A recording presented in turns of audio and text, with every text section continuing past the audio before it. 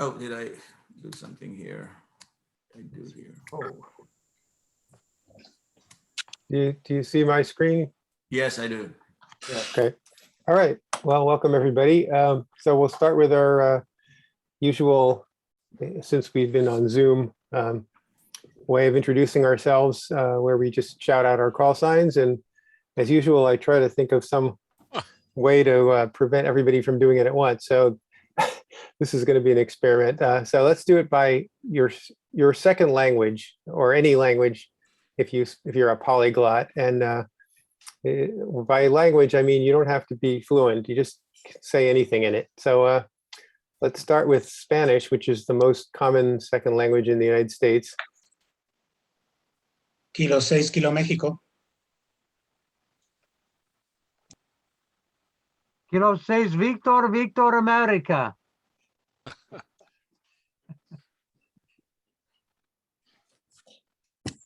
Okay, great.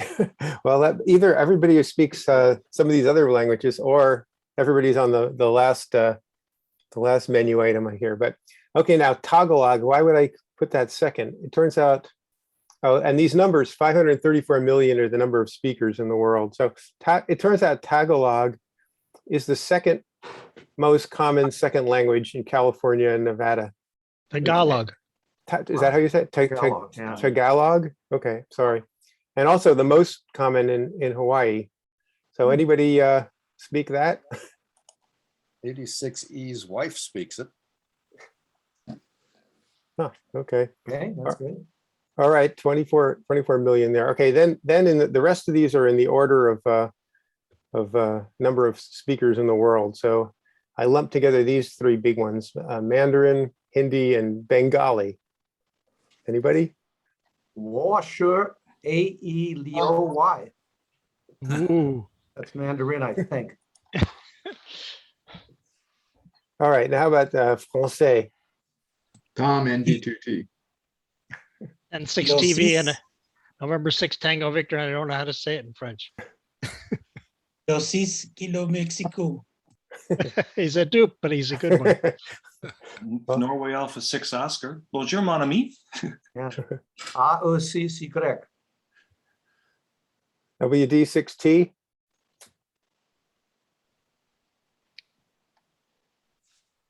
Okay, how about Russian? I know we have some Russian speakers, but maybe they're not here today. Okay, Arabic? No, Portuguese? Kilo 6, Kilo México. What is with that guy? He keeps calling. All right. How about others? Polyglot. Any other language other than English? Okay, Kilo Echo to Fox Tango. That's Romano Italian. 6 Italia. Victor Echo 3 Lima Yankee Charlie. Guten Tag from Kilo 6 Mike. N6RO, Pig Latin. NPXA, RP. Okay, and finally, only English as she is spoke. November 3, Kilo Alpha. Kilo 6 Tango, Quebec.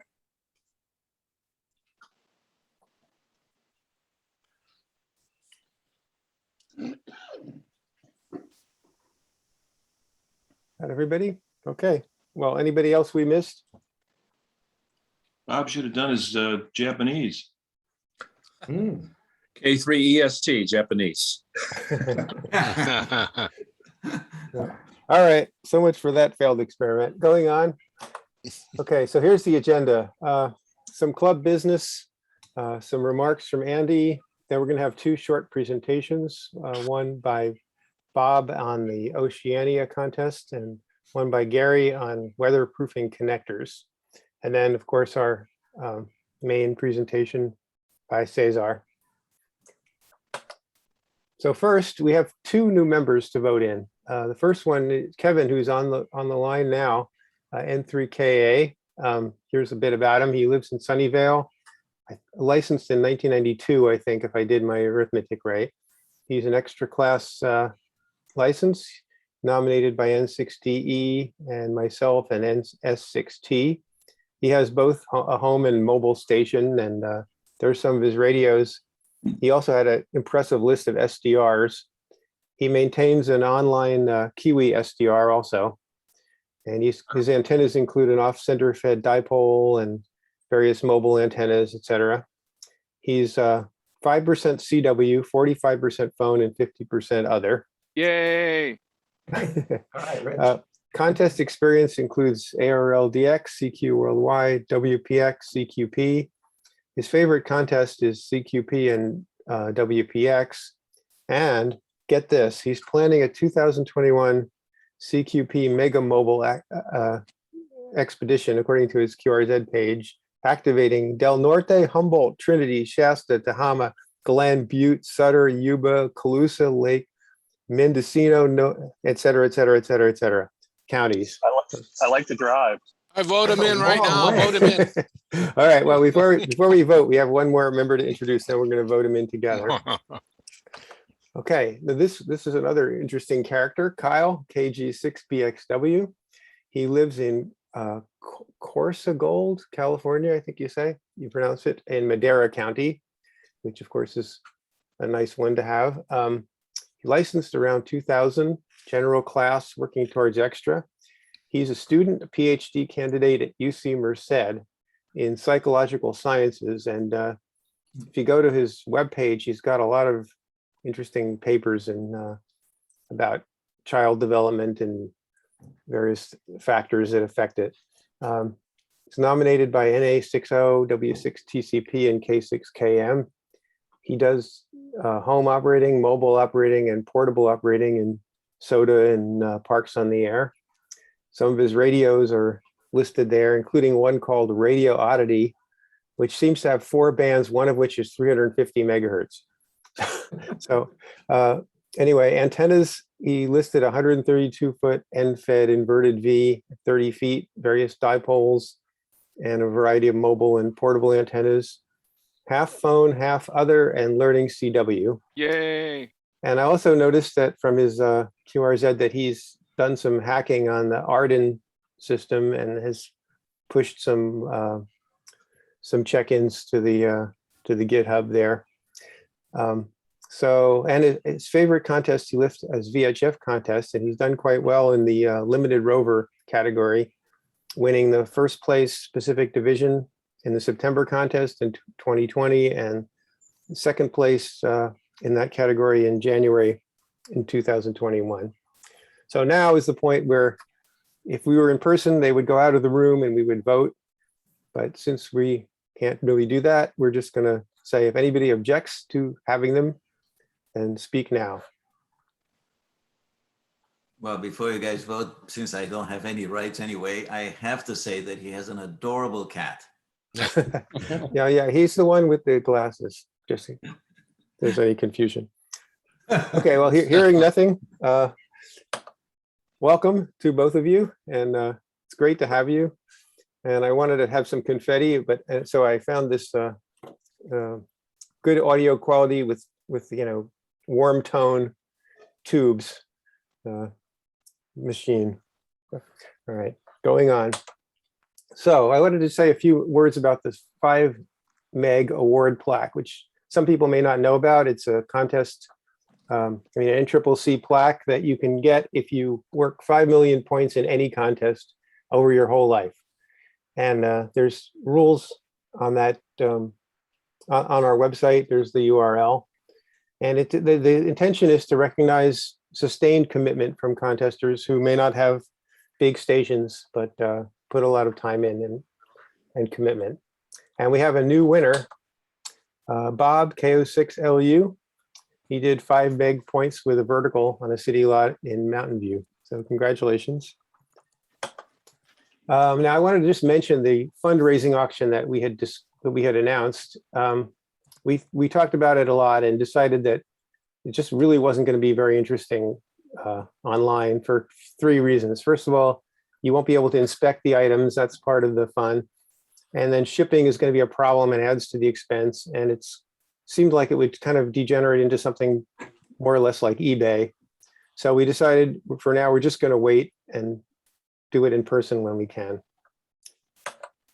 Okay, and a preview of the next meeting, it's going to feature K1AR, John Doerr, who's the current director of CQ Worldwide, and also other accolades, 20-year editor of CQ Contesting in the magazine. He's a Hall of Famer, won WRTC, et cetera.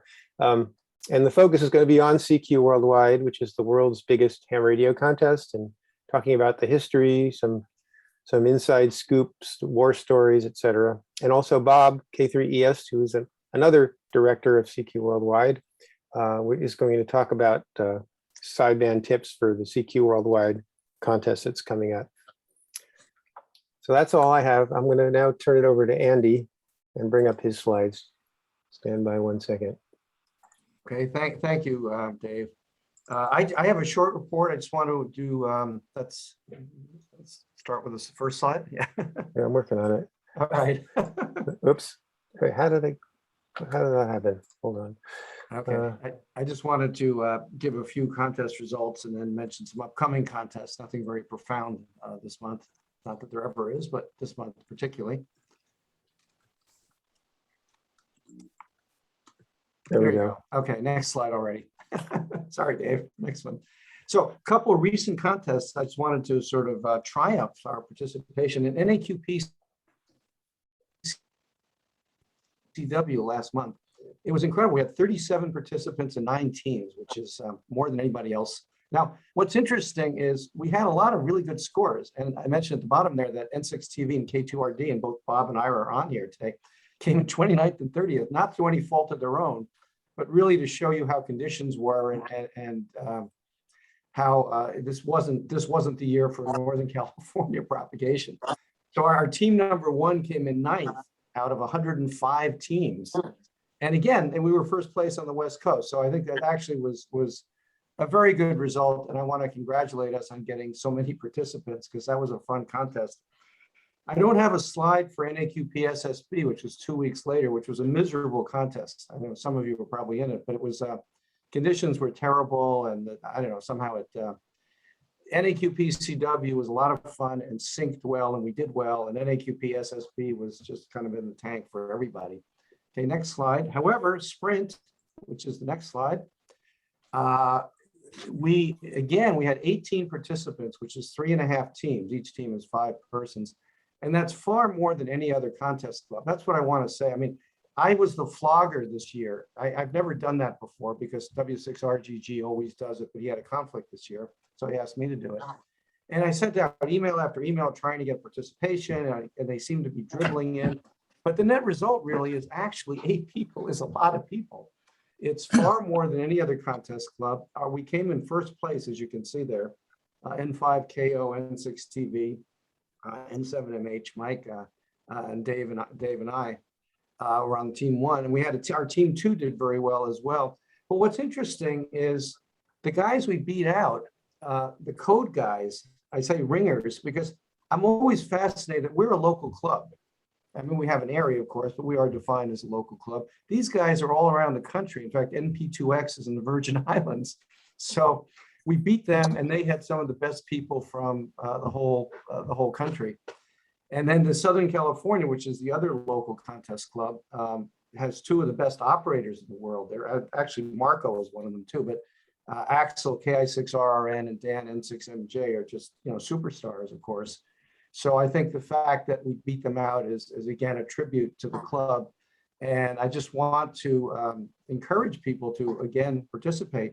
The Sprint sideband is at the end of this month. October is it's October actually, the 24th, I think.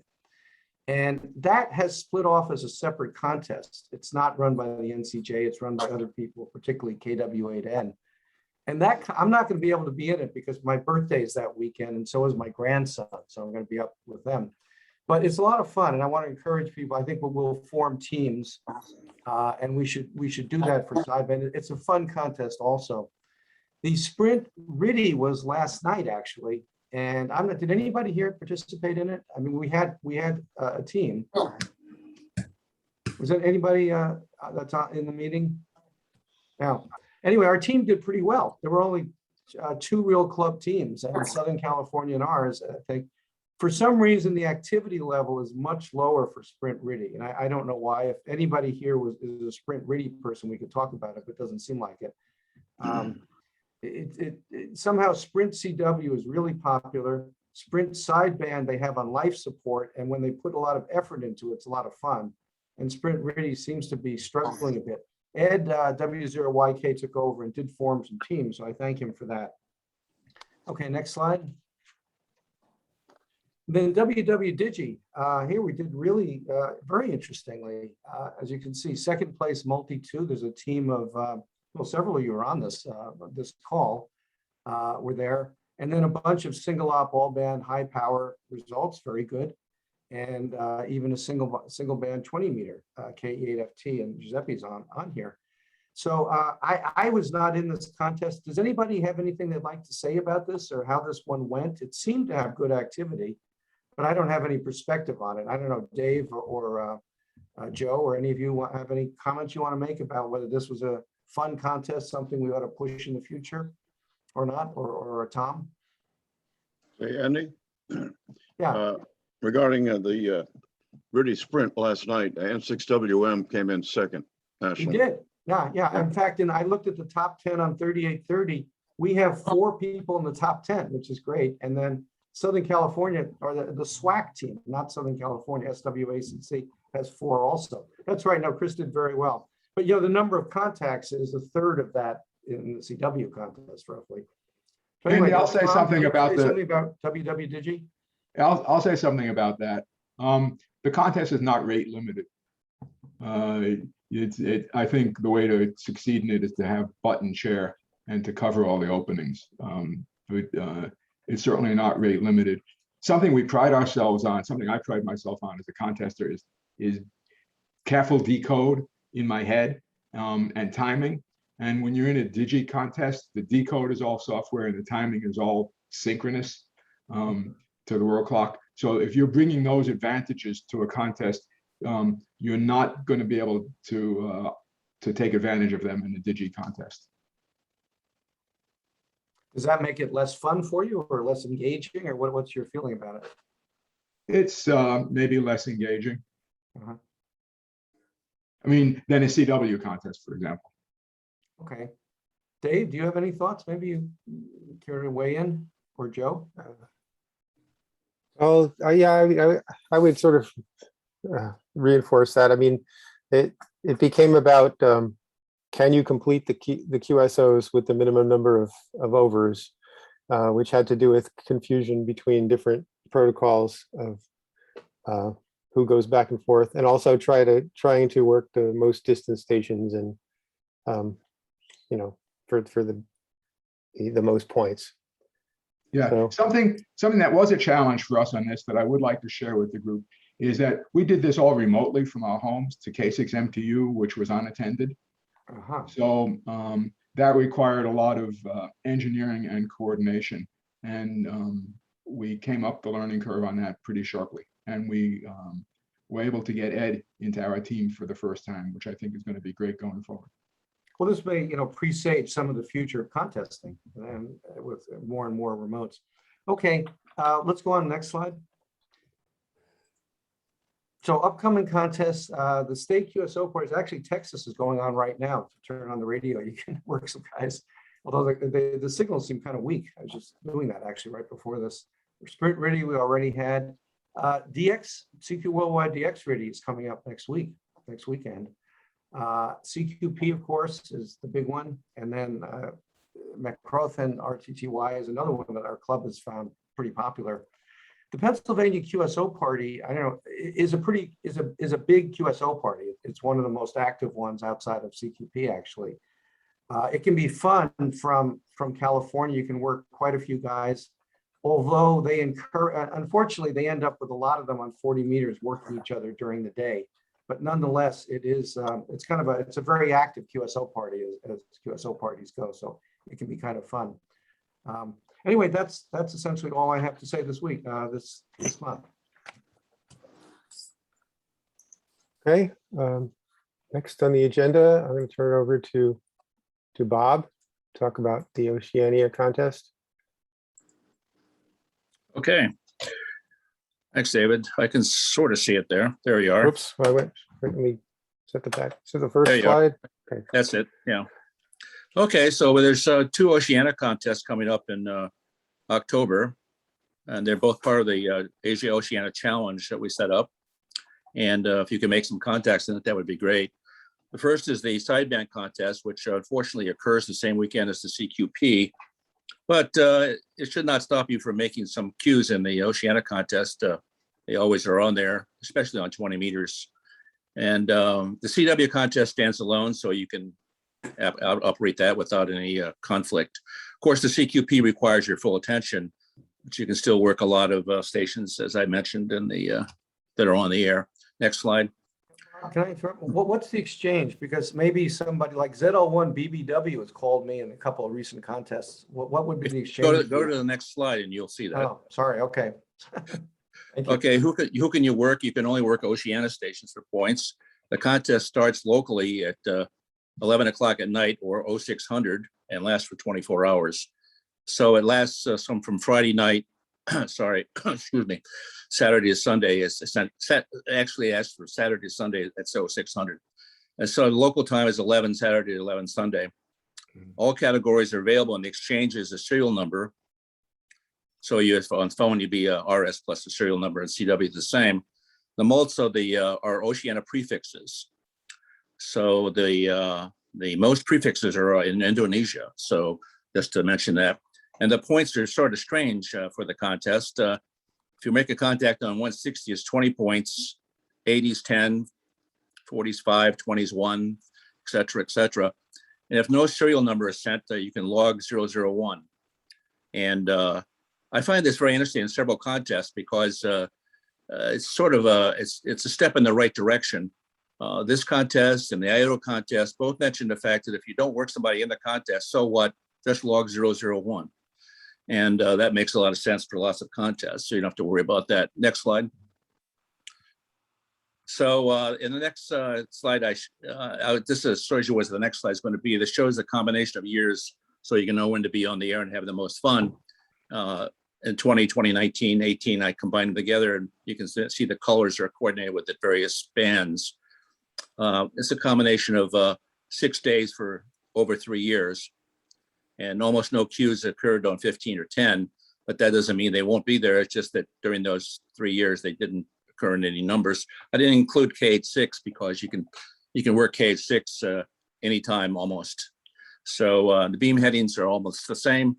Although if you beam 290 on, that captures most of Indonesia. And if you 230, it basically captures most of Oceania, VK and ZL. And the prefixes in the next slide are shown are the most common prefixes you work per band.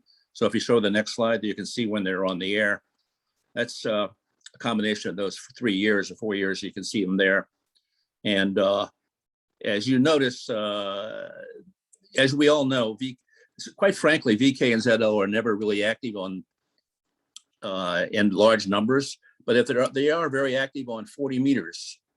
Especially the VKs, and like in the last CQWW, you could work 100 VKs in the sideband contest. So there are lots of VKs on the air, and there's lots of Yankee Bravos on the air. ZLs, as we all know, are sometimes not so prevalent. You can see there. You can refer to this to see when to get on the air. If you notice there, if you want to have the most fun in the contest, which doesn't conflict on the sideband. In the sideband contest, which doesn't conflict with the CQP, try getting on 40 meters, say between 4 o'clock and 6 o'clock in the morning. And really, there's a treasure trove of Yankee Bravos from 7130 all the way up to 7200. They really are stacked up on top of one another.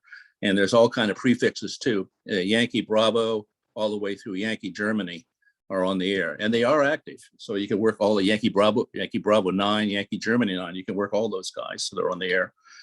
So the next slide, there's a few comments on the overall contest.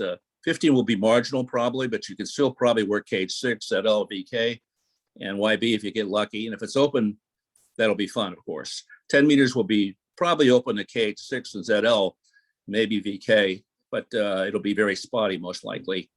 40 meters will be the most fun band, and you can work VKs and Yankee Bravos and good numbers on 40 meters. And that really, there's no joke. You can work, if you're really serious about this contest, you can work on sideband. You can work 100 Yankee Bravos. There's that many.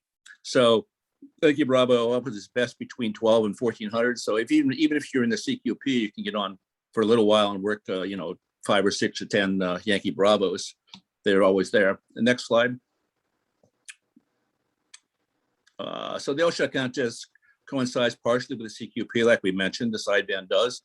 I usually, my experience I've been in the CQP many times, of course, from N6RO, and I'm usually on 20 meters. And quite frankly, after the band sort of goes out on 20 meters in a multi-station, there's nothing to really work except for Oceania. So I do work some of the Oceania stations in that contest. They count for the CQP, and they count for them too in the Oceania contest. So if you want to know what to do, if you work some of these Oceania contests, guys, and you're still in the CQP, basically just send the VKs are sort of intelligent. They understand, they're experienced with it. So they basically can figure out Contra Costa County, and then you send them a serial number like number 1 or something, and that'll be fine for them. And if you're on 40 meters and trying to work a Yankee Bravo, send the county rather very rapidly, and then the serial number that they are looking for. And if they ask for a repeat, just send a serial number, because it's not waste your time. You already sent the county. So just send the serial number, because basically they have probably no idea what CQP means. So the next slide. So you can go full bore in the CQP, and the Oceania contest is you can work some guys even if you're serious in the CQP. The sideband and Oceania contests occur consecutive weekends, and so the conditions should be similar between the two. The CW contest stands alone, so you could get in that full time if you wish and have as much fun as you can.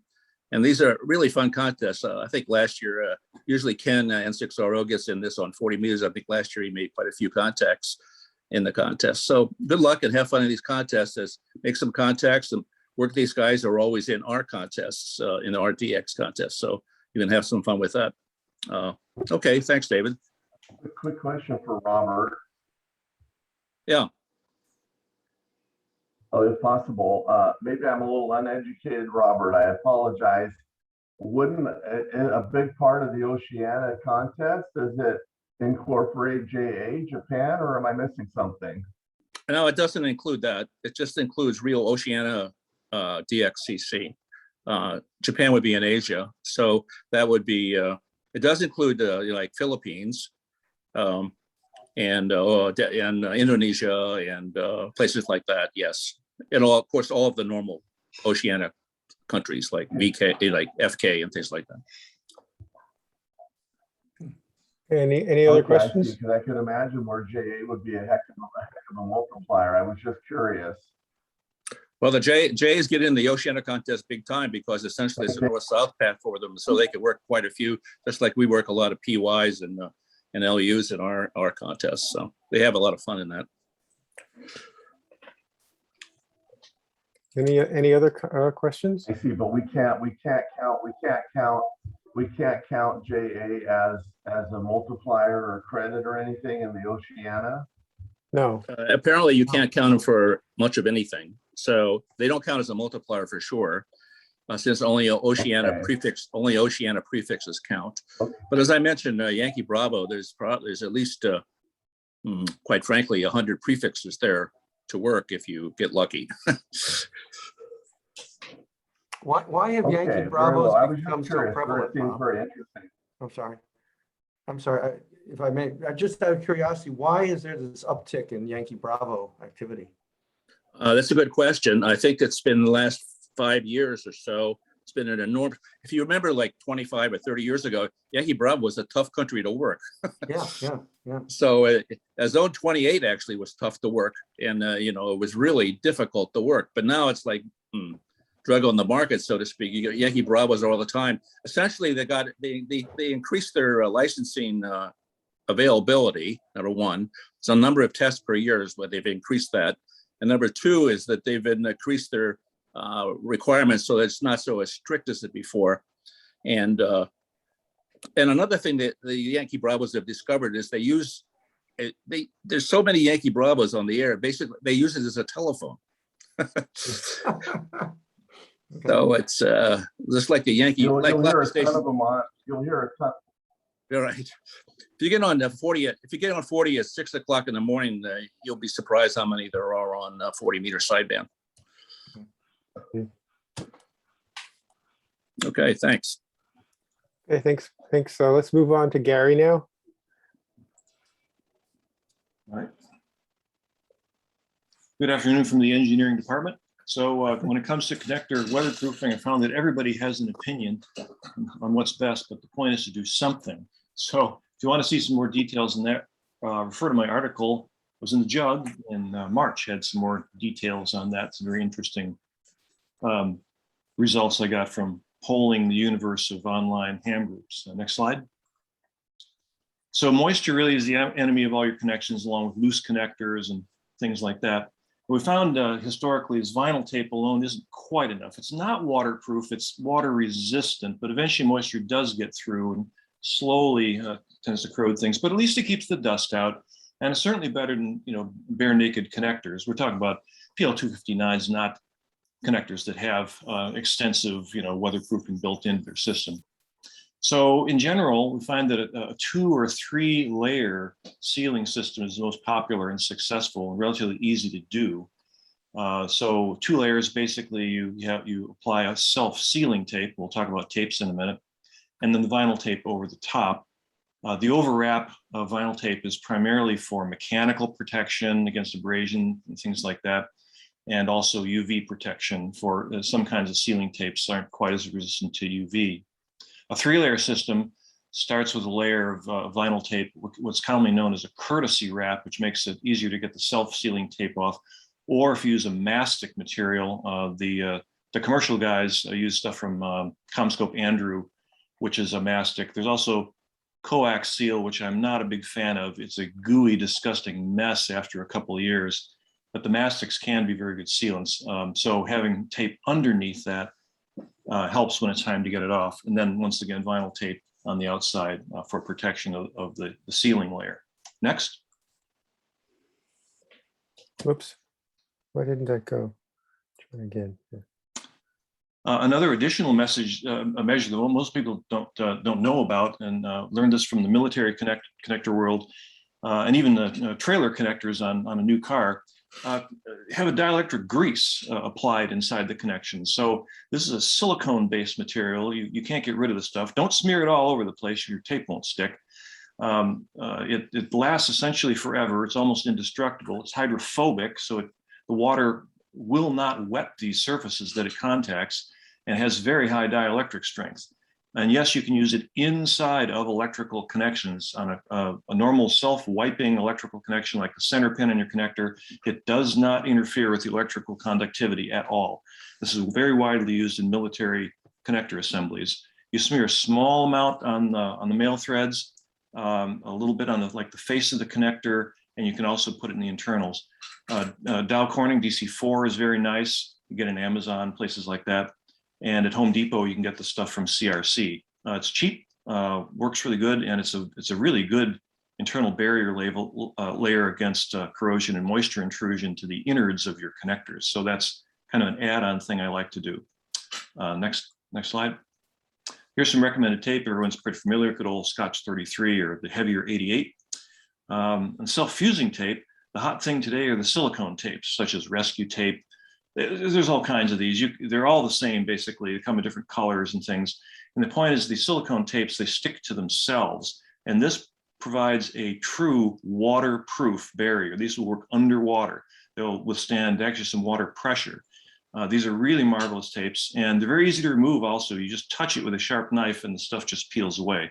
So that's another reason it needs to be protected, like with vinyl tape, because mechanically it's not too robust. There's also the splicing tapes from Scotch. These are very highly regarded in, for instance, high voltage work.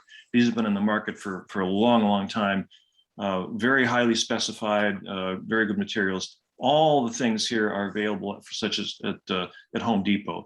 So the rubber splicing tapes are sometimes known as self-vulcanizing tapes. Once they've been on there for a while, it turns into a solid layer of rubber and it is impervious. Next slide. So just some tips on applying these things. Very important. Remember to tighten the heck out of your connectors before you tape these things up and permanently tune them. Soft jaw pliers are nice if you have them. You can get these Canon plug pliers. This comes out of the military world. Spark plug pliers work pretty good too. Ordinary pliers are okay. Try not to chew your connectors up too bad. If a cable is hanging vertically, it's usually a good idea to kind of wrap upwards. It works sort of like shingles on shedding water. And another tip is to cut the tape rather than tearing it, pulling it, stretching it and everything. You leave a little flag there that gradually unwinds in the wind. Another really useful thing is to keep really small rolls of tape on your tool belt ready to go. Quite often companies put their connectors way too close together. There's just no space to squeeze a roll of tape in there once the connector is assembled. So I always have these little tiny end rolls available that I can squeeze into those tight spots. So there you go. That's pretty much it on keeping your connectors dry. Read the article in the March Jug for some more details. Any questions? So on your first slide, can you go back to that for a sec? Sure. This? No. This one? Yeah. Well, why would you do on the right-hand side the vinyl tape underneath the self-sealing tape? That just adds glue that you'll have to get off. It seems like the self-sealing tape was the first layer and the vinyl above it would be fine. Yeah, it's okay until the self-sealing tape. If you have trouble removing that material, especially if you're using a mastic material. No, I was thinking more of the silicone ones. Silicone, you really don't need the vinyl tape underneath Right. too much. It's really not so necessary there. Some people do it anyway, but I agree. It's silicone then vinyl tape is certainly a winning combination in California. That's thoroughly approved. Okay. The other point you didn't mention is the mastic tape, like the Scotch 130C. Their recommendation is you actually wrap it on first layer with the sticky side out, so the soft rubber is touching the connector, and that way it doesn't leave a bunch of glue on the connector. And then you wrap that with the vinyl tape sticky side down, so the two stickies are touching each other. Right. That's a good thing about Scotch. They actually have application notes. They actually tell you how to use the material if anybody cares. So that's why we like professional materials, at least if you want to pay attention. The one other new thing I've learned about recently is something called cold shrink. Cold shrink is like a tube with the tape pre-stretched, and there's like a solid plastic core of spiral inside. You put it over the connector and then sort of pull away the spiral and it snaps closed on top of the connector, but you'll never get it off. It's expensive stuff, but that's what they're using on hardline for cell towers and stuff. Thank you. Okay, thanks. Just a couple more. That's what a Dremel sorry. is for, Bob. Go ahead, Ted. That's what a Dremel tool is for. You said you couldn't get the tape off. I said, that's what a Dremel is for. You end up going through the jacket on the cable, unfortunately. We know how that goes. Yeah, not a good thing. Mm-hmm. Okay, ready to move on here. Couple of quick announcements.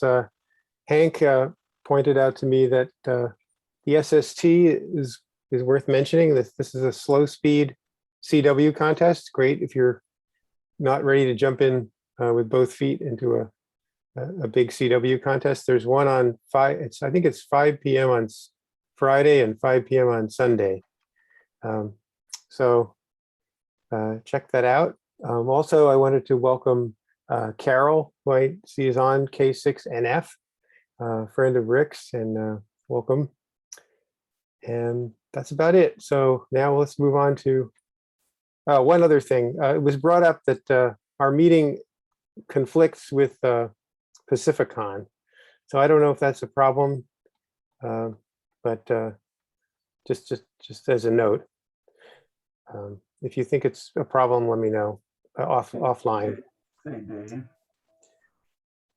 Yeah, let's do that offline if you have a concern with that. Yeah, yes, Rick? Yeah, just real quick, There was the question in the chat box as to whether or not the club will have a booth at Pacificon. Yeah, I don't think we've planned to do that, but something that we'll talk about. Okay, thank you. just a quick heads up, WC60X is logged on, Cezar, so Will made it. He is the IOTA dinner coordinator, so hopefully you'll see his face here pretty soon. Thank you. Yes, I noticed him. I noticed him coming, so yeah. Okay, so now our featured presentation by Cezar, this time for sure. And we're all really anxious to hear about it. As I said in my jug column, that the IOTA program is a completely different take on the DXCC world that we're used to. So if you think you worked them all, maybe you haven't. So now I'm gonna turn it over to Cezar. First of all, do you see my screen right now? Can you see my screen? I think so. Okay. So I see a giant calculator. Oh, We see the wrong window on your screen. Yeah, it's probably the wrong screen. okay, sorry. That's why yeah, hold on a second, please. Let's do this. Stop sharing this, and let's share some other window.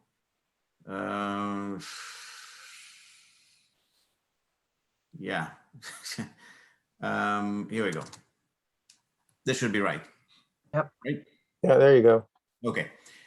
So thank you very much. Good afternoon, everyone. And first of all, I'm grateful to Dave for. Excuse me, Cezar. Looks like you're sharing your whole desktop instead of just the PowerPoint slideshow. Yeah, I haven't studied it. Oh, just a second. Once it goes into slideshow mode, it should now. Well, it should correct, but it didn't. No. Nope, we're seeing ourselves. Oh, how is that possible?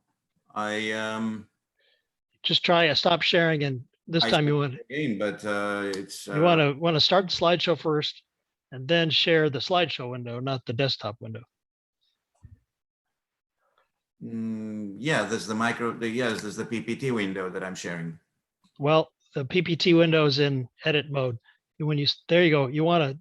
That's a different window actually. So stop sharing. Leave that window up, but stop sharing and then share that window. Well, you'll see two PowerPoint windows listed when you have the slideshow running. You have it? No. Still not. It's still got it's still showing the whole desktop. You want to just share the one window, the slideshow window, not the PowerPoint file, but the PowerPoint slideshow window. I think I'm at a loss of words. So you want to be in speaker view also, Bob? Does that Um, make a difference on his end? no, I don't think so. Okay. We just move the Zoom window out of the way when you get it. So you don't, this is the one that I've always used. So you don't see the slideshow right now. No, We you don't? see it, but it's covered up by the pictures on the right-hand side of your desk. We see the Zoom gallery on the right. I understand. Maybe just move that out of the way. Yeah, that's what I would suggest. Okay, hold on a second, please. I'm sorry about this. So what happens if I do this, and if I move this stuff here like this, and if I do this, do you see this? No. No. Yeah, we see it's it. a little better. Yeah. It's good enough. Okay. Well, I can probably. Try hitting the expand to full screen arrow in the upper right-hand corner. No, hold on a second. What do you mean to hit? Upper right-hand corner, expand to full screen. It's the right and left arrows. Yeah, there. Do you see this? Okay. Oh, no, that was.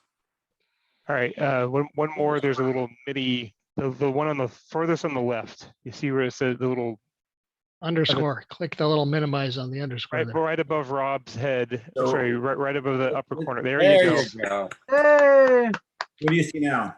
You see a Perfect. black bar on the right, but it's okay. Oh, it's okay. Well, that should be outside of the, It's fine.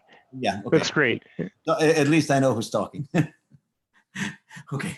So sorry about this, but thank you very much once again for having me, having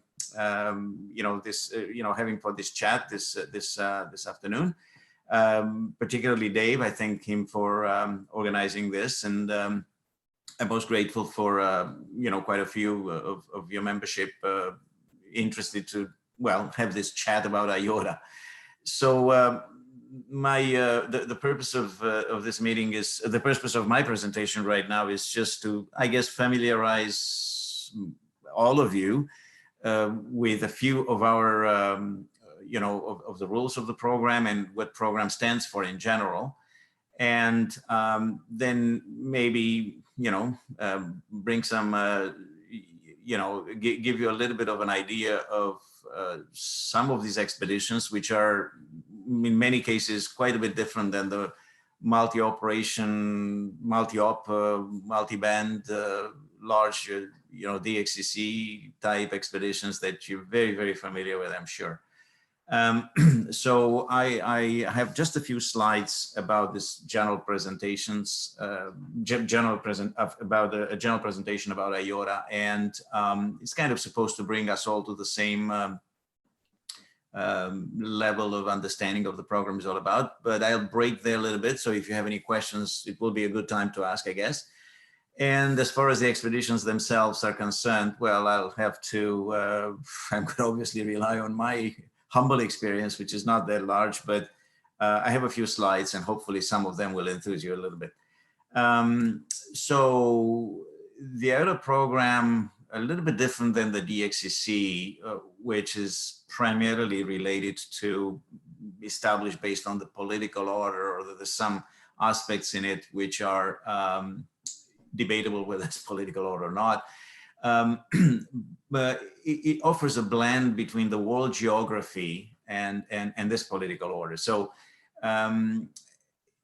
it's set up on a structure, the basic structure is using a number of rules, which we'll discuss a little bit in the following, but it has a cap of 1,200 island groups.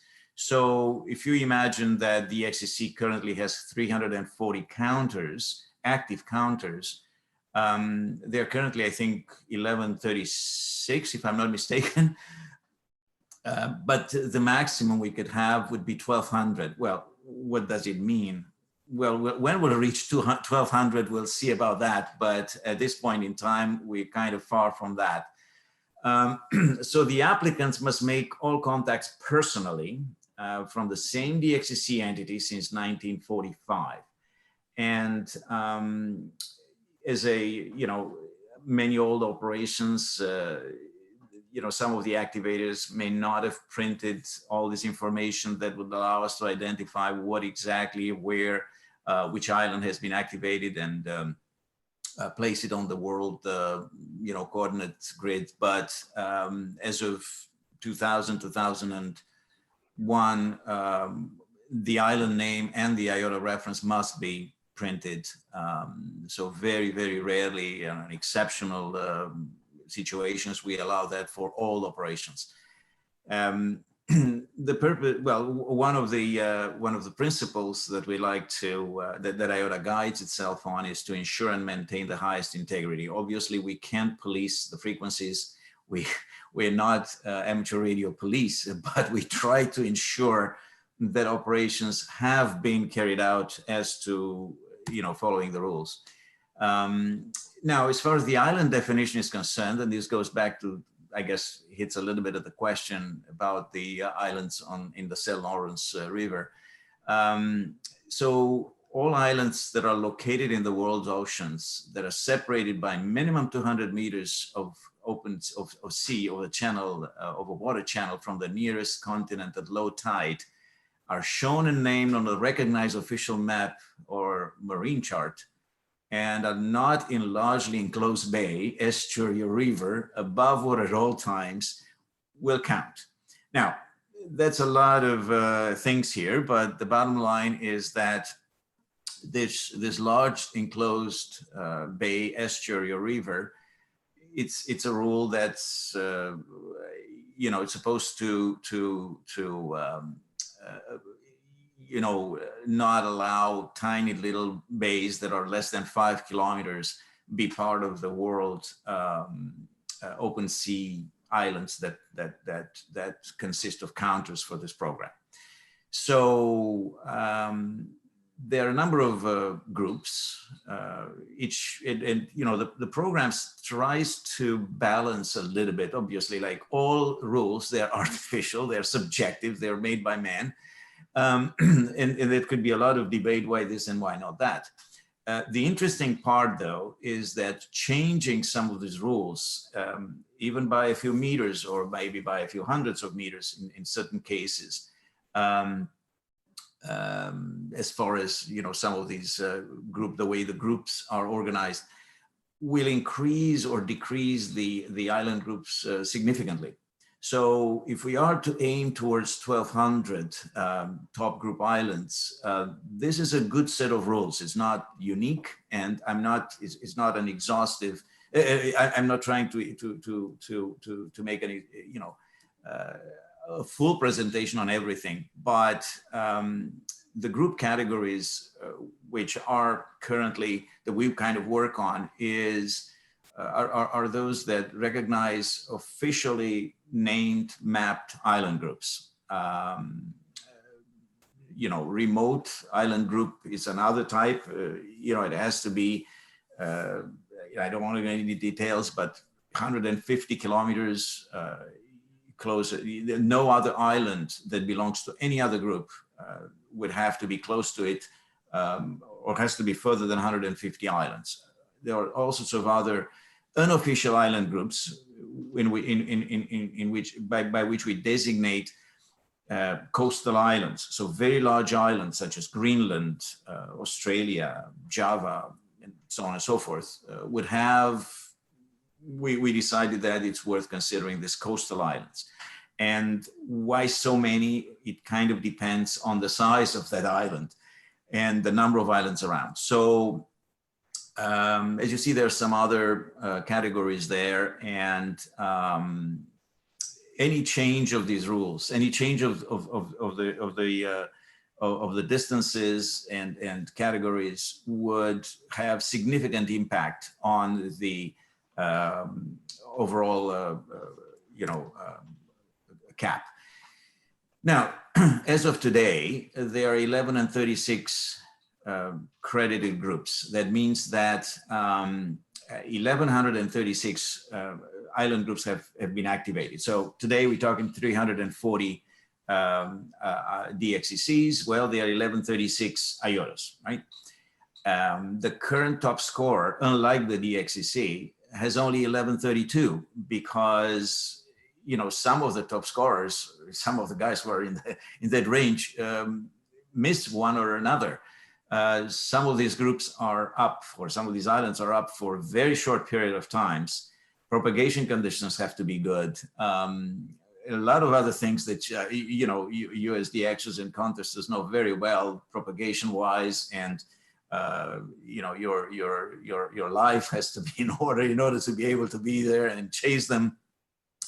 So, but anyway, as a general idea, there are about 1,700 avid IOTA chasers who are in the annual listing. So there are probably about 4,000, not probably, there are about 4,000 hams listed as having interest in collecting on or trying to work these IOTAs. And unofficially, there are probably as many as 8,000 to 10,000 people who just every now and then chase IOTAs because it seems to be an interesting call sign. There might be a little bit of an interesting story about that particular DX. So, talking about the people who have above 1,100, well, it's 65 as of right now, and about 260 above 1,000 credits. now to get to about 1,000 credits or to get to 1,100 credits, it would require, I would say, somewhere around maybe 20 years of activity, maybe 25 years of being very dedicated to this and trying to keep track of everything that's going on. Now, the separate listings for VHF, club, and SW stations. And I'm just going to share these maps very quickly to indicate, how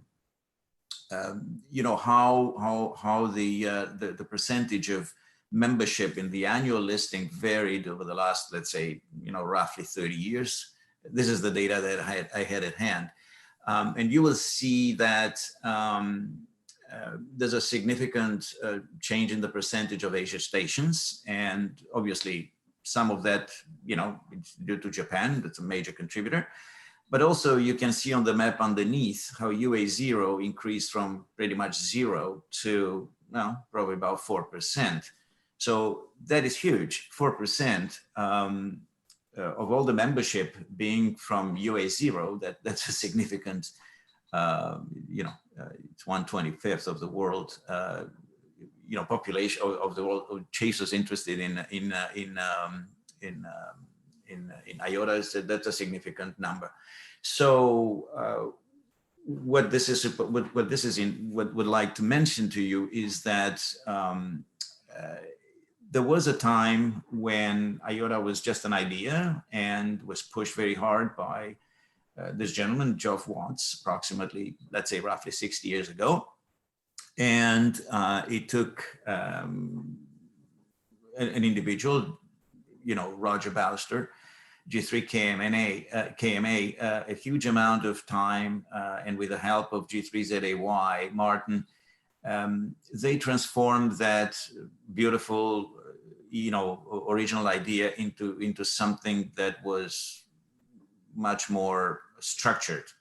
So they bring a lot of rules. Roger in particular, he spent a considerable amount of time, and by 2000, IOTA was a program that had the same, pretty much the same structure and the same set of rules with minor changes as of now. Of course, rules every now and then can be amended, but the full picture was there.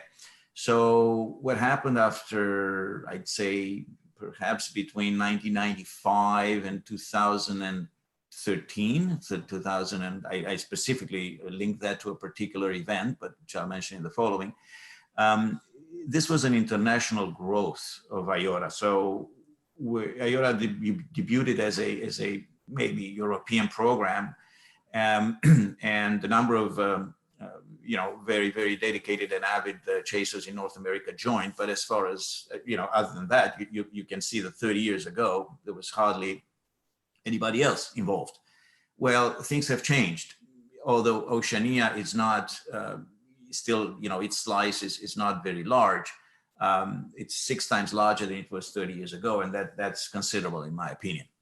So IOTA is today an international program, and it was an IOTA marathon that was run in between 2012 and 2013 for 2 years, which I think, pretty much extended this to where we are today. So other than this, IOTA Credit Systems uses QSL cards, uses QSL matching via club log and log of the world, and as well the IOTA contest logs. IOTA contest is not run by the administrators of the IOTA program, is run by the RSGB contest committee, but we do get, usually towards the end of September, or early October, we get access to their logs, and then we can offer QSL matching via those. And as part of the management team, I would like to thank publicly now Bob, K3 EST, for being very diligent and putting quite a lot of hours into ensuring that some of these operations I'm picking on sometimes, and I'm interested in doing due diligence on, are indeed as per our rules. Now, this is the final slide before we'll put a stop and ask you some questions. So there are probably over 11,000, maybe 12,000 right now, operations from over 1,000 IOTA groups that are available for QSO matching. And more than 82% of all the credits issued in 2020 has been, has been credited. More than that percentage has been credited through QSO matching. So the QSO matching has been implemented over the last 5 years, but only over the last year, a little over a year, I would say a year and a few months for Log of the World. So you can already see a major jump in the use of these QSO matching by the IOTA chasers. There's also was an increase by 15% in the number of submissions and 20% in the number of credits issued for the entire period 2016 compared with 2011, 2015. So we do believe that this QSO matching and the efforts carried out in this regard contributed to a little bit of a push, a little bit of a increased interest in the chasers wishing to become members of the IOTA program. Now, what I left out here was that 2021, there's no discussion here about 2021. I have no intention to do it because we've all been affected in many ways by what happened over the last, year and a half or so. And 2021 has definitely marked a substantial decrease in the number of expeditions, in number of submissions, particularly by the very, the chasers who have a lot of credits and wish to wait for another, I don't know, maybe another year before they submit something that's not really anything rare for them right now. So just at this point, any questions? Or if not, we can continue and have some at the end. I have a question, but if you're going to be getting to it, then just tell me. But so I'm probably typical of a lot of hams in that I've got a lot of boxes of QSL cards and Log of the World credits and Club Log credits. Is there a way to sort of just instantly see how many credits, forgetting about the QSL cards, that I have in Club Log and LOTW without having to look at every island and figure out where all my QSOs Right. were? Yeah, that is exactly what we intended with this. Now, when you say instant, it takes more than an instant, even if you to check your DXCC by LOTW, but so it will be a few maybe minutes. You still have to go through a process, logging in, doing this, doing that, right?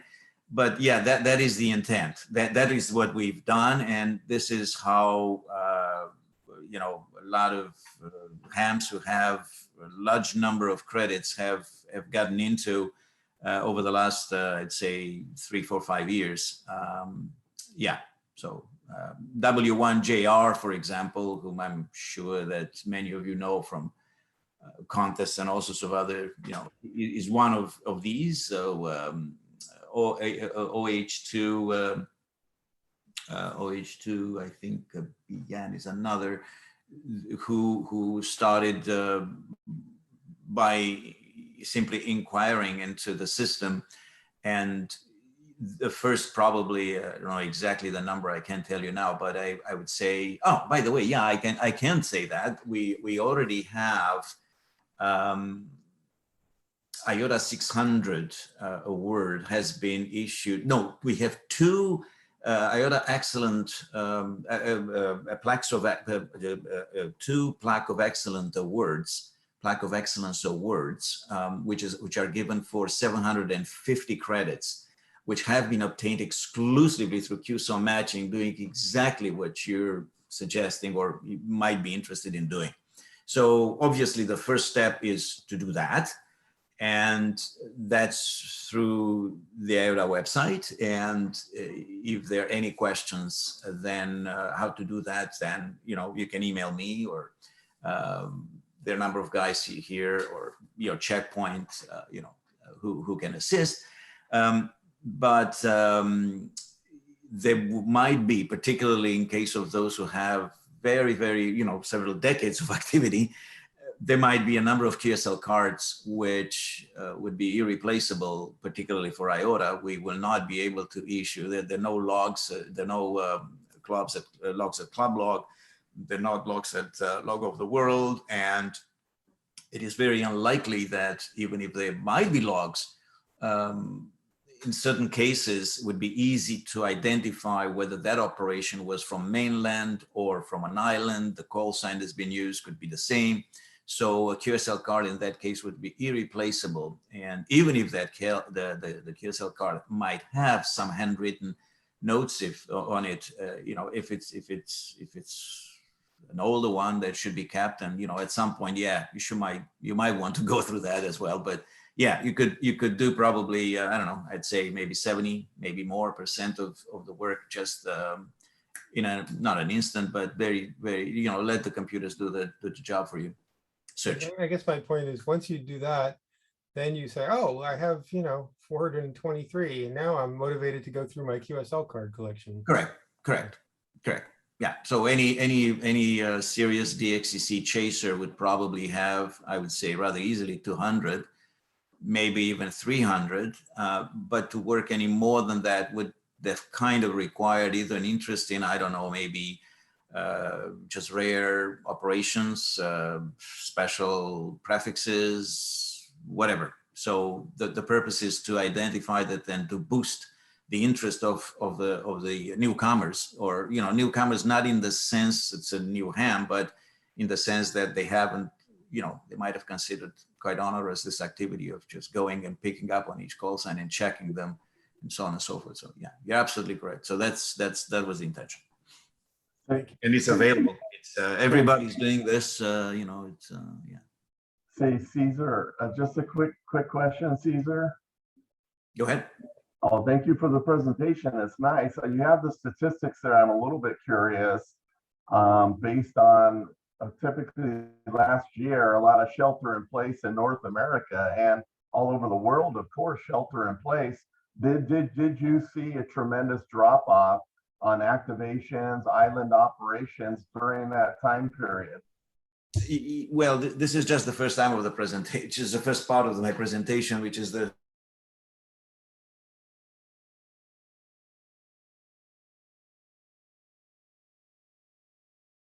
there's obviously to year we noticed a reduction by approximately a third, by 35% in the number of credits overall claimed by all chasers, right?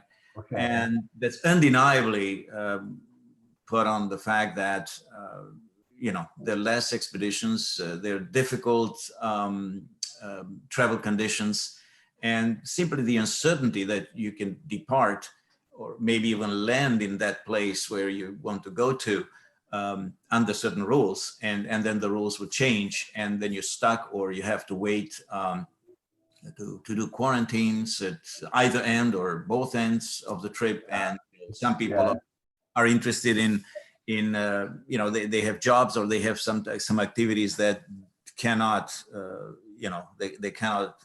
they cannot be pleased by these kind of things, and yeah, that's definitely a decrease for sure. Yeah, interesting. Yeah, I guess if you're familiar with the island previously and you can get there safely and do it, then maybe it's more successful. All right, very interesting. I was just curious, and thanks again.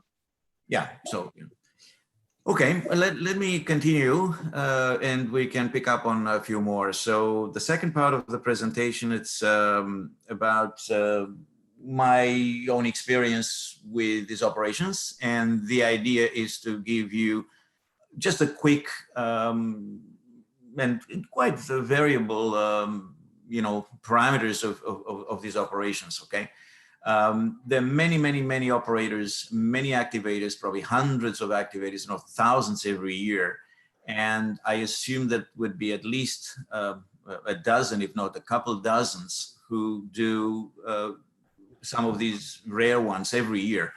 But it's my, I don't know, it's been my interest to operate from as many rare IOTAs as I can. And for us, the definition of rare, it's in need by more than 85% of the IOTA members.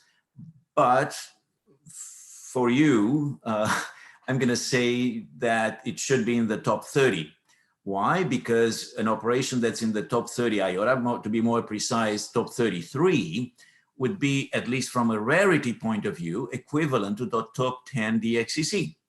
So that doesn't mean that number 1 or number 2 on the list of most wanted DXCC, which would be North Korea and I guess Bouvet, would be comparable in any shape and form with the IOTA, with the number 1 or 2 on the IOTA list. But in terms of rarity itself, which means how often that thing is on the air and how many people would need that in order to compete with the rest of the guys, well, that is the same.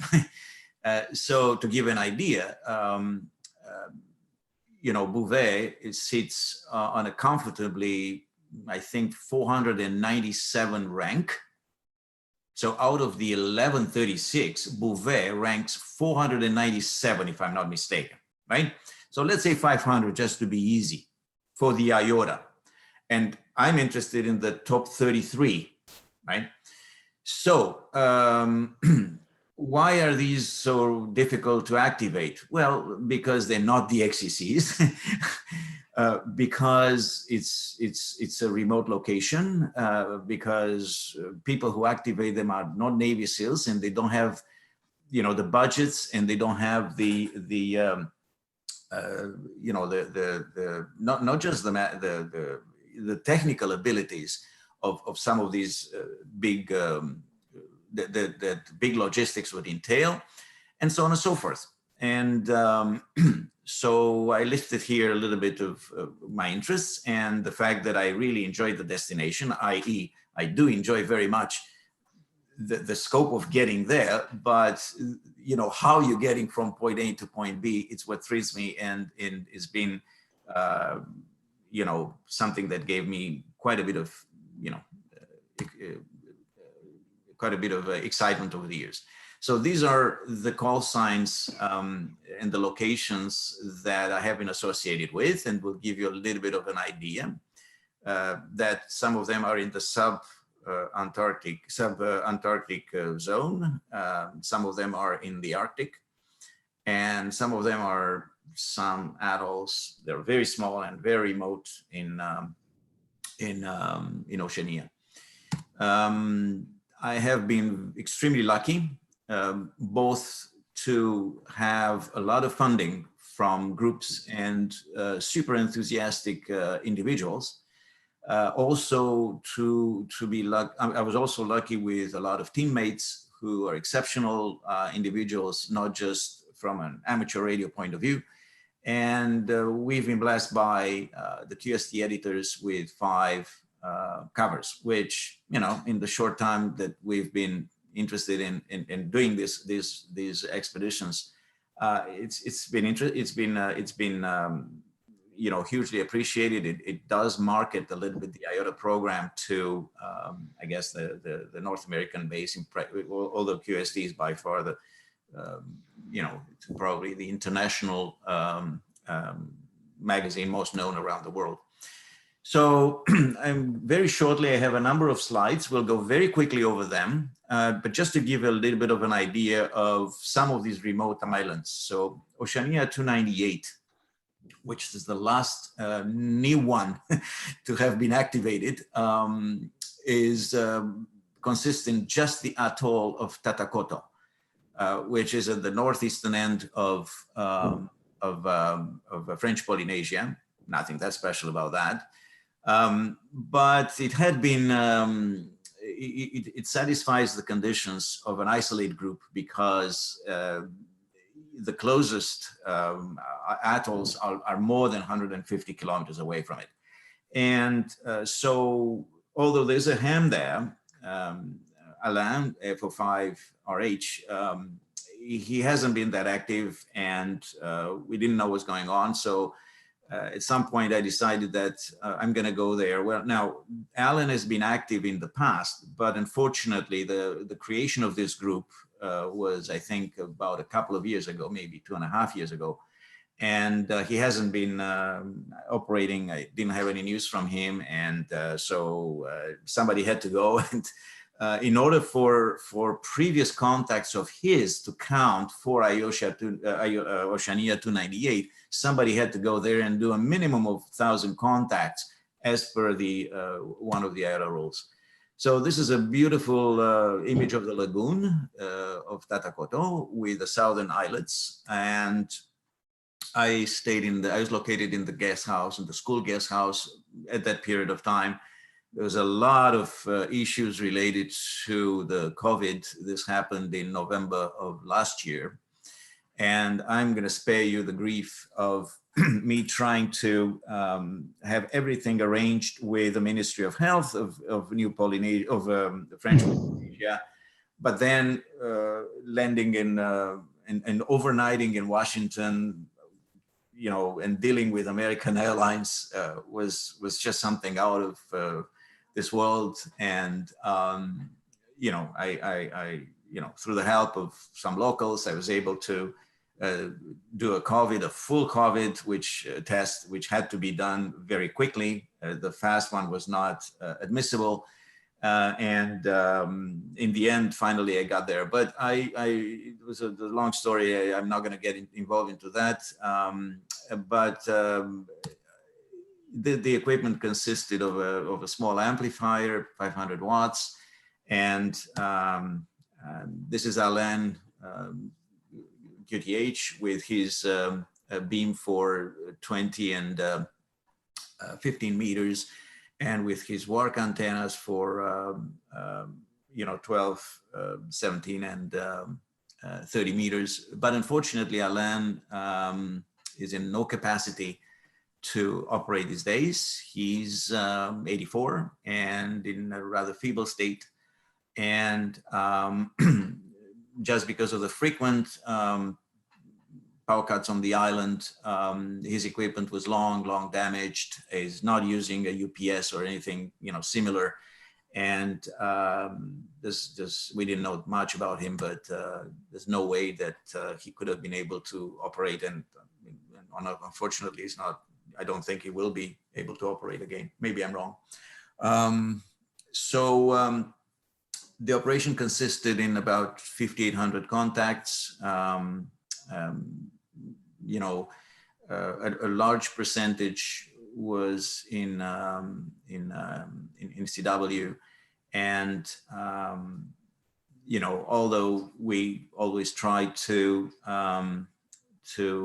work as many stations as possible, giving everyone a chance to have at least one contact. IOTA doesn't have the challenge that the DXCC has on all the bands and, you know, modes and things like that. You can see that you know, we try to balance between Asia, Europe, and North America, which are the primary you know, where reside the primary primarily the IOTA chasers, but there's also consistent numbers for Oceania, 2.4%, and South America of all the stations or contacts made. So in general, I'm trying as much as I can to keep a relatively even, well, you know, loosely speaking, percentages between these three main continents, and do as much as I can with Oceania and South America to be able to satisfy the, you know, the demand. I'll spare you the stuff, but you can see that, you know, United States and Japan are by far the most. They almost have almost 60% of all the you know, contacts, and 55% of all the stations. I don't know when somebody else will venture that way, but it doesn't have to go right away. Let's put it this way.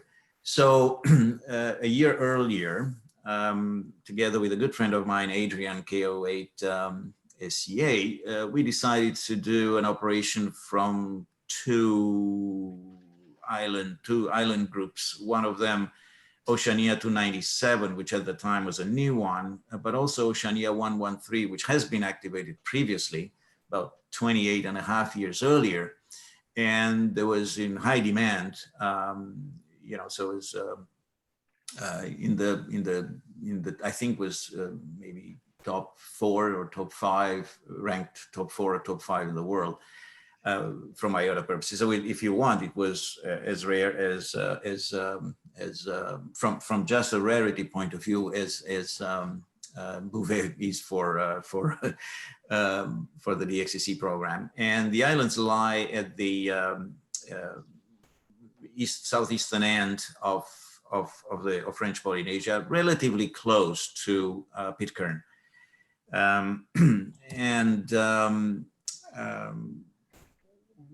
What's interesting about these two particular atolls is that they both have enclosed lagoons. So therefore, you have to somehow land by crossing over. There's no way for the boat to anchor, so the boat will have to go where and just sail around.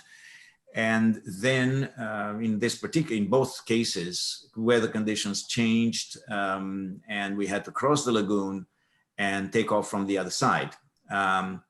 So it was challenging because, as I said, we're not Navy SEALs. We have a relatively limited experience in doing this kind of logistics. And cost was an issue. So in order to minimize cost, the idea was that the owner of the boat will take us with a dinghy, will take us close to the reef, and then Adrian and I will just canoe to cross the reef one way. Then we'll have to do this 3-4 times to carry everything with the Zodiac onto the island.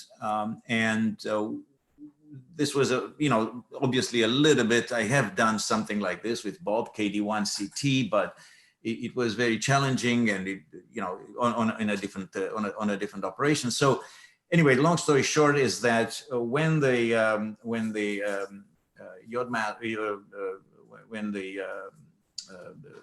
captain discussed upon arrival in Gambia Islands with a friend of his, a native, this native, whose name is Bernard, told him that this is the most stupid, ridiculous thing that he's ever heard about, because having the two of us going back and forth and pacing ourselves, against the waves is not something that he considers reliable. So he joined us and he helped us to do everything, safely.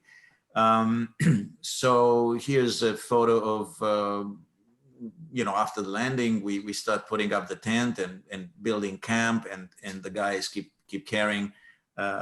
This is Bernard and this is Jean-Yves, the captain, while his wife, Jean-Yves' wife, is just sailing around trying to keep to keep the boat up out of trouble.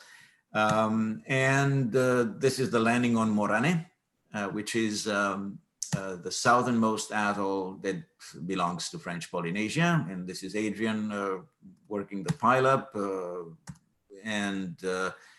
After we did this, our job, I think we've been there for 5 days, 4 nights and 5 days. We had to cross, you can see that, we had to cross on the other side of the reef. There's, these reefs are very sharp, and it's a little bit of a problem. You have to take care of the boat, not to get cut, not to get damaged. And this has to be done slowly in several rounds, and it's quite a bit of trouble, quite a logistical plan. Then we went to Maria Est, which is very similar in that regard. You can see the camp. We have 2 vertical multi-band antennas. So each time we change band, we go out and we have to, the no traps. So each time we go out, we have to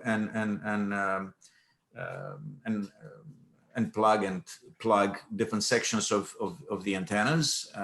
The antennas do not require a tuning, you know, so an antenna tuner. So they're very good for what they're designed for. And you can see the two stations that we had. This is an ICOM, a small ICOM. This is the the KX3, and you know, we had this aircraft amplifier, the 500 watts amplifier, and this is the expert amplifier, the 1.3 kilowatts amplifier.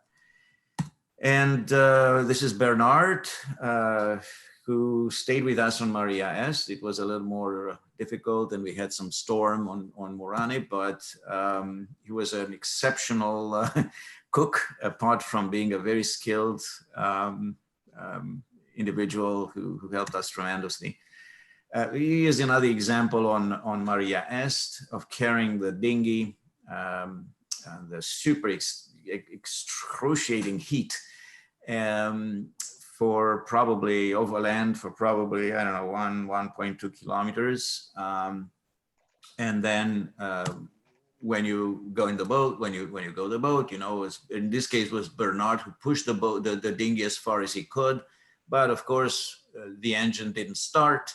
Then Jean-Yves had to take the, well, you know, he tried several times. The boat was coming close to the reef, was coming back to the reef, and finally took a paddle, went there, and we had to wait for a couple of hours, if not longer, until he was able to fix the engine and to have the boat going, coming back. And there was no shade. It was just very difficult conditions. So the easier part of all these operations was the actual operation per se, the operating on being on the air.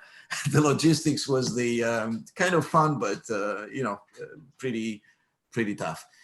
So conditions on Morane, which was the first one, were quite a bit different than those on Maria Est. We operated pretty much the same time, and they're not that far from each other, rather about 160 kilometers, about 100 miles.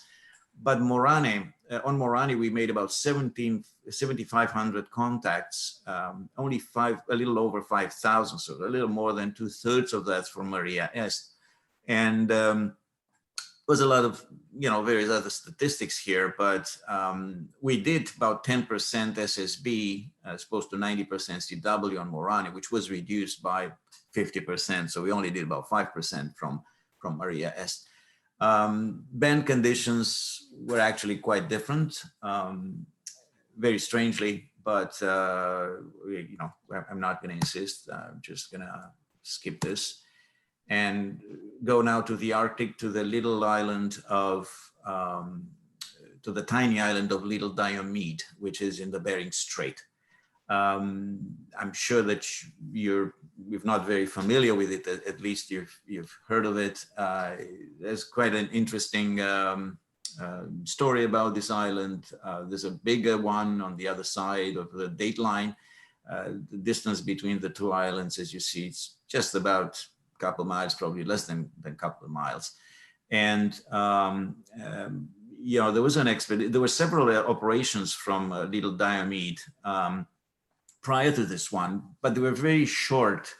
And I, for one, didn't work at Little Diomede. I was unable to contact them. And I always thought of, well, it would be kind of a cool place to be. So that's kind of the idea to embark on it. As you see, it was in demand. This is most wanted listing. You know, almost 90%, 89% of all IOTA chasers had an interest in crediting this, in getting the credit for this one. So it was quite a bit in demand. So the only way to go now, why going there in winter? Well, that's an interesting story, and I have to mention it because there are at least a couple of, no, there are more than a couple. There are quite a few hams here, but some of the guys who are you know, carried out expeditions in Alaska, such as Rick, would probably question, why would you ever go in winter? Well, there was a reason to there were a couple of reasons to go there in winter. So one of them was that then my contact at the local school, by the way, all the other operations previously taken from this island were in the summer. So this gentleman told me that, well, listen, if you come in the summer, you won't have the school open and there's no water. You have to bring all water. You have to bring all food. So, you know, all this kind of stuff that you can't rely on anything locally. So that was one idea. The other issue is that I wanted somehow to climb to get on top of the island, which I'll show in the next photo. Unless you do that, the village where you could transmit from is located right behind a colossal wall, which prevents North American stations in making contacts. That is the reason why I haven't been able to get this credited. I haven't been able to make a contact with the previous operations, with any of the previous operations. So the idea was that in winter, we could use a snowmobile to go between the village and the northeast edge of the island, from where you should be able to see North America and have clear, open path to them. And if that's not possible, then we would just go by, if the ice is not strong enough, we would simply use a sled, just like how famous John Fitzgerald Scott did with his guys, and just just get to the same point. So that was kind of the incentive. Going in winter was also very close to the equinox was a good time to have somewhat better propagation conditions to the rest of the world than I would have expected to have there in the summer. But anyway, this is the story. This is the island. The village is right on the other side of the island. The height is roughly about 400 meters. And this is the village. It's the village of Little Diomede, about less than 100 people right now living there. And that's the school. This is the school building. This is the big gym with the dormitories for staff and myself up here. And this is the mechanical room. And this is the little antenna. This is where the classes are conducted. And across from it is the big Diomede. It's an impressive island. There's a small, I don't know how small, but I've been told it's a small Russian military base on the other side of the island. And that's the mechanical room where the equipment has been installed. It's always windy in the Bering Sea, always windy. You can see the slope of this climb. It's really steep. It's very, very steep. And the natives told me that, some of them were there for, 40, 50 years. They've never seen such amount of snow in their life. It's always windy there. It does snow, but this has been an exceptional snowy year for one reason or another. Now, here is the entrance to the Diomede School.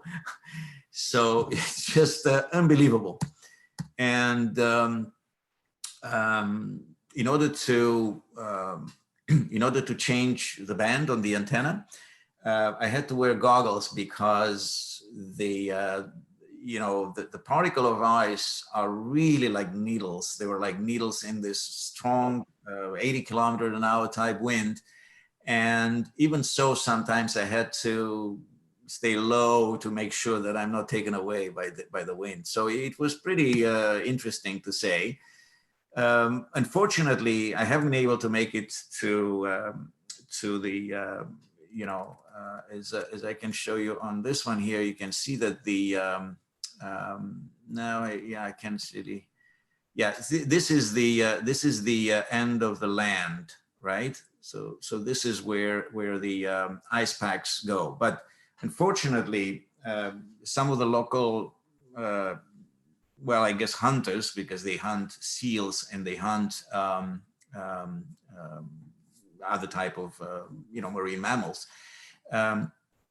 They had some, I guess, close death encounters. They fell through these cracks, but they're skilled and they had some large sticks that they managed to pull them, to use them, to pull them through, just horizontally blocking the sinking into these crevices.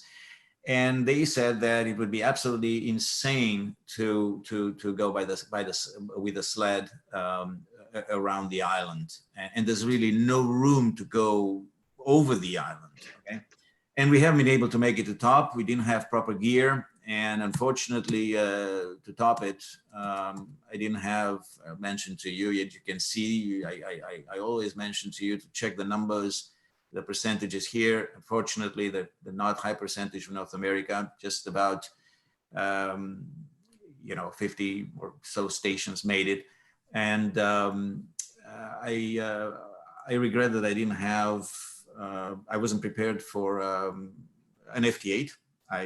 Many IOTA chasers don't like the digital modes for many reasons, which I'm not going to discuss here, but I would have liked to try and see whether that would have given us a different chance than, but unfortunately I wasn't prepared for that. I didn't have what it took to do that. And last operation that I'm going to mention is a group operation from Tillamook Rock, which is off the coast of Oregon, pretty high in demand by 91% of the IOTA chasers. That's an image of this lighthouse that operated since 1881 and sometimes by the late 50s was taken out of, its activity of the lighthouse ceased. They have other methods to ensure that boats, stay out of trouble. But it's a long story, and we have to be very thankful to Yuri and 3QQ for pursuing for probably, I'd say, probably about an 7 to 8 year pursuit, if not more, to finally get in touch with the owners who, the owners, the principal owner is it's a lady who purchased this lighthouse when it became available for sale, and she transformed it into a columbarium, which she thought at the time maybe on a romantic end, and it is a great value for her activity. Unfortunately, it wasn't a good business and didn't pretty much lead anywhere, but. And for a number of reasons, it's in their charter that people don't have to come there; they can go. So at some point, she wanted to have a little bit of a maintenance done, and we promised her, through Yuri, that we'll support her, their maintenance people if we get their permission to operate from this island. Which in the end we struck that deal, and that's what it was. So this is a part of the flying crew and some of us and some of the maintenance team and some of the owners, and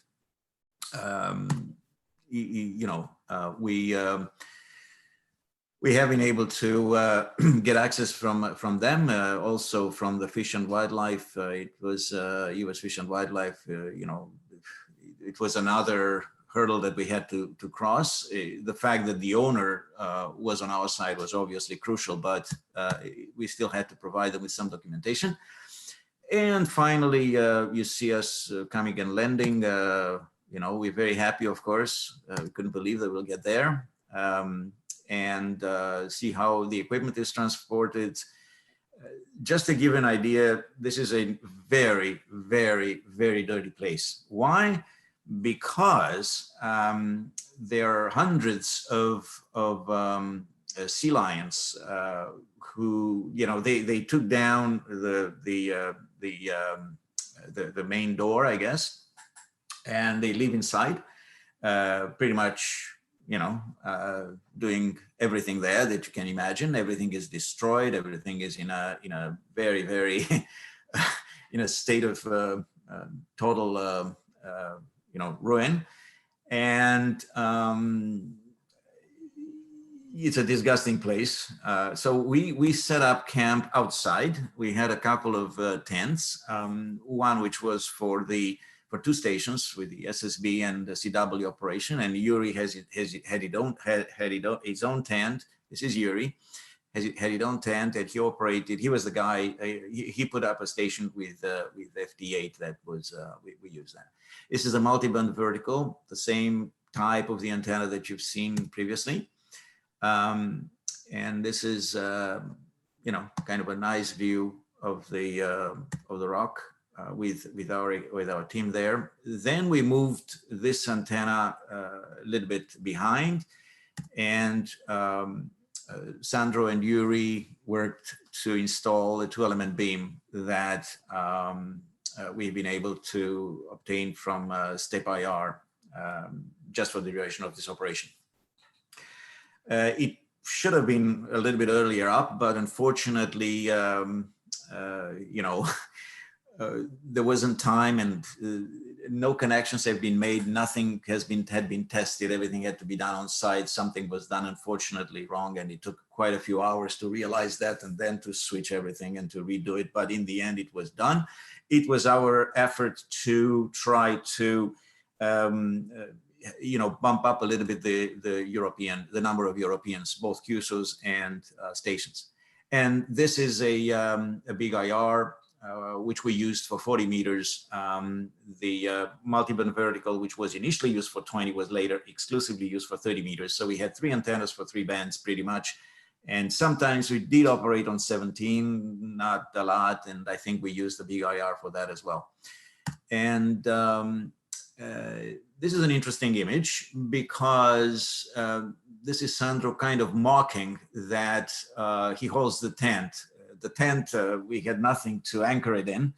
We thought that the wind is going to be, moderate. So, it was a reinforced concrete right underneath, and we just rope it. We just held it in ropes. And this is Adrian really visibly kind of joking that he's holding the tent. Well, that was minutes after this photo was taken. The 2 tents fell in the wind. They completely collapsed. So unfortunately, there was also rain, but we've been able to quickly pack and move everything inside the lighthouse.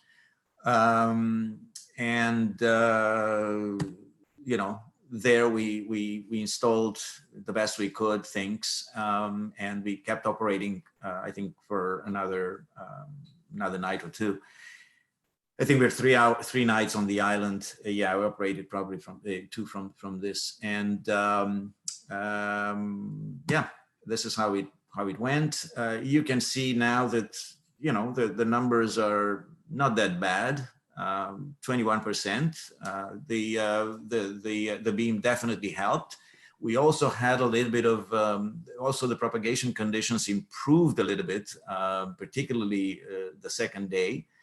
So altogether, I think it was a reasonably successful operation with 3,300 contacts, over 2,200 stations. Keep in mind, about 1,700 of IOTA chasers are keen to be listed and keen to stay within the annual rankings. So generally speaking, it's a pretty good operation and pretty good project. And this is the time to thank, a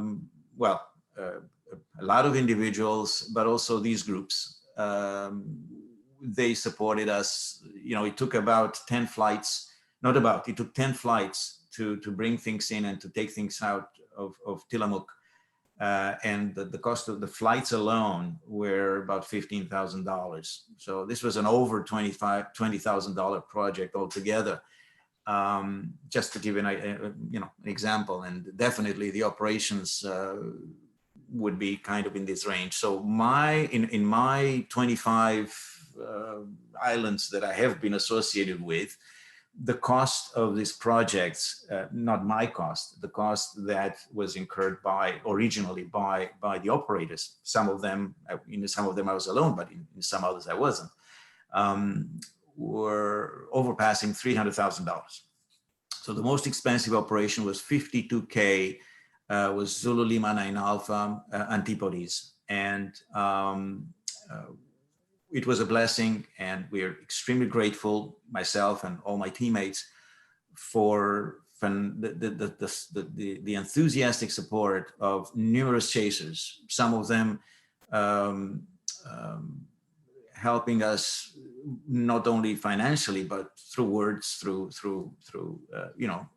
trying to I guess boost our keep our morale high in some cases, and without them we wouldn't have been able to return and over, and I wouldn't have been able at least to return over and over and over again. So so that's just a little bit of I'm sure that every single IOTA operation is different. Every single IOTA operation has its own difficulties and its own peculiar things. And, what I can say is that we try to do, to bring a little bit of fun. And it's just an enormous pleasure for me to be through those experiences, bringing something together from virtually nothing. Initially, it's a dream. You try to dream about, then you try to organize, you try to put up the logistics, and there's a tremendous number of people showing that, just by ourselves, just one or two people, sometimes it's virtually impossible to do things. But with these guys in large numbers, with proper logistics, things can be done. And hopefully more chasers will be enthused. And if we increase the number of those who come in, maybe there'll be more operations done by more guys. So they'll go to these remote places a little more often than now. So we wouldn't wait another maybe, I think the previous operation, there was only one other previous operation from Tillamook Rock, and that was 21 years earlier. So maybe we won't have to wait another 21 years. Maybe there'll be more support. That'll decrease the cost of individuals and maintain the projects, I guess, more feasible, and hopefully bring us some of these beautiful things a little more often. That's all I have to say. But so the IOTA project, the IOTA program, for those of you who haven't had yet taken the challenge, it's a challenge. It's a performance-based program, and just like I guess DXCC, WAZ, or any of other challenges, it takes time, and it takes it takes pretty much the same that it takes to perform or to achieve in any other of these amateur radio directions. I guess the pinnacle of performance, and if you don't, well, it's still a lot of fun, I think, and the beautiful QSL cars sometimes, and there are lots of great guys, and yeah, beautiful memories. So, thank you very much for this. And if there's any questions, I'll be more than happy to, try my best to address at least some of them. Sorry if I got a little too long, but. Well, thanks, Cezar. It's some amazing adventures. I have a question about what are the rules? I was just looking at the website, and I didn't quite understand the rules about a remote operating, and if you use a remote station. Can you explain that a little bit? Absolutely, I can. Now, rules are always, rules is a subject in, well, at a relatively longer scale in continuous change, because there might be input to change some of these rules. But the current rules indicate that remote activity is permitted within from the DXer end, from the chaser end, within 100 kilometers. Okay, so that is in view of, I guess, proximity of. It has to be from the same So, for example, I can operate from home, but if I am unable to operate from home, and if I have to install an antenna, amplifier, whatever, up to 100 kilometers, then I can. But I have to be in the same, I cannot install that in New York, which is closer to me probably than any other city in Canada, in the state of New York, then, I can do that. But if I operate from the same DXCC within 100 kilometers, that is admissible. Now, in case of the IOTA operation itself, remote is, again, acceptable within the same rules, DXCC, same DXCC and 100 kilometers, providing that both the remote and the station that controls the remote is on the same island or on counters of the same island group. So in some cases, there might be 10, 20, 30 or more counters in the same group. So I could be operating on one island on which I'm a resident, but for one reason or another, the other residents don't allow me to operate there. I have to, I can have an aerial, I don't know, whatever. But I have a cabin on a different island. If that island is on the same island group, then I can do that, providing that's within 100 kilometers. Now, if it's on a different island group, that operation would not count. Also, if my station that I'm remoting in, it's from mainland, that doesn't count either, at least at this time. And the place where this is something extremely important to note it's Scandinavia. And more of our chasers and checkpoints for the checkpoint for Scandinavia has, we have been able to, with his support, to distribute more and more of this information. And as a matter of fact, there were 2 stations in the last IOTA contest out of about 820 IOTA stations in the contest. 2 stations operated not within the rules of IOTA, i.e. they operated from the mainland, remoting into into the islands. And because that's not acceptable, it was not acceptable for the IOTA committee, and those 2 stations were unfortunately disqualified, okay? Now, in some cases, in these 2 cases, in one of these cases, we had learned that actually the team or the competitor, the individual that operated like that, was not aware of the error rules. Now, so this was not, RSGB disqualified them just because there's no other procedure, there's no other point in the procedure. But we also tried to educate them. So I actually communicated with them and told them, well, this is what the rules are. If the rules change, we'll let you know. But until the rules change, this is what the rules are. So now, to give an idea of the depth, 2 out of 820,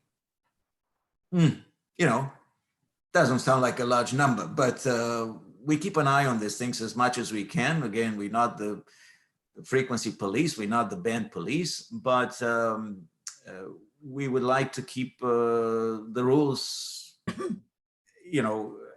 if the rules are we have to play by the rules. So once we change the rules for a number of reasons, well, we'll let the guys know, right? But this is a situation at this time about the remote. Okay, just to clarify, so I could operate from home, drive across the country and operate from New York, but I can't remote to New York. I can only remote 100 kilometers away. Is that right? That is correct. You can operate throughout. You can operate from anywhere within the DXCC of USA, right? To be clear, and yeah. But at this time, based on the current rules, and I'm not saying that maybe I have a different position, but it's a difficult process. We have to take it to the board of directors and we have to approve it. So, it's a little bit of a challenge at this time, but at this time, you're right, no.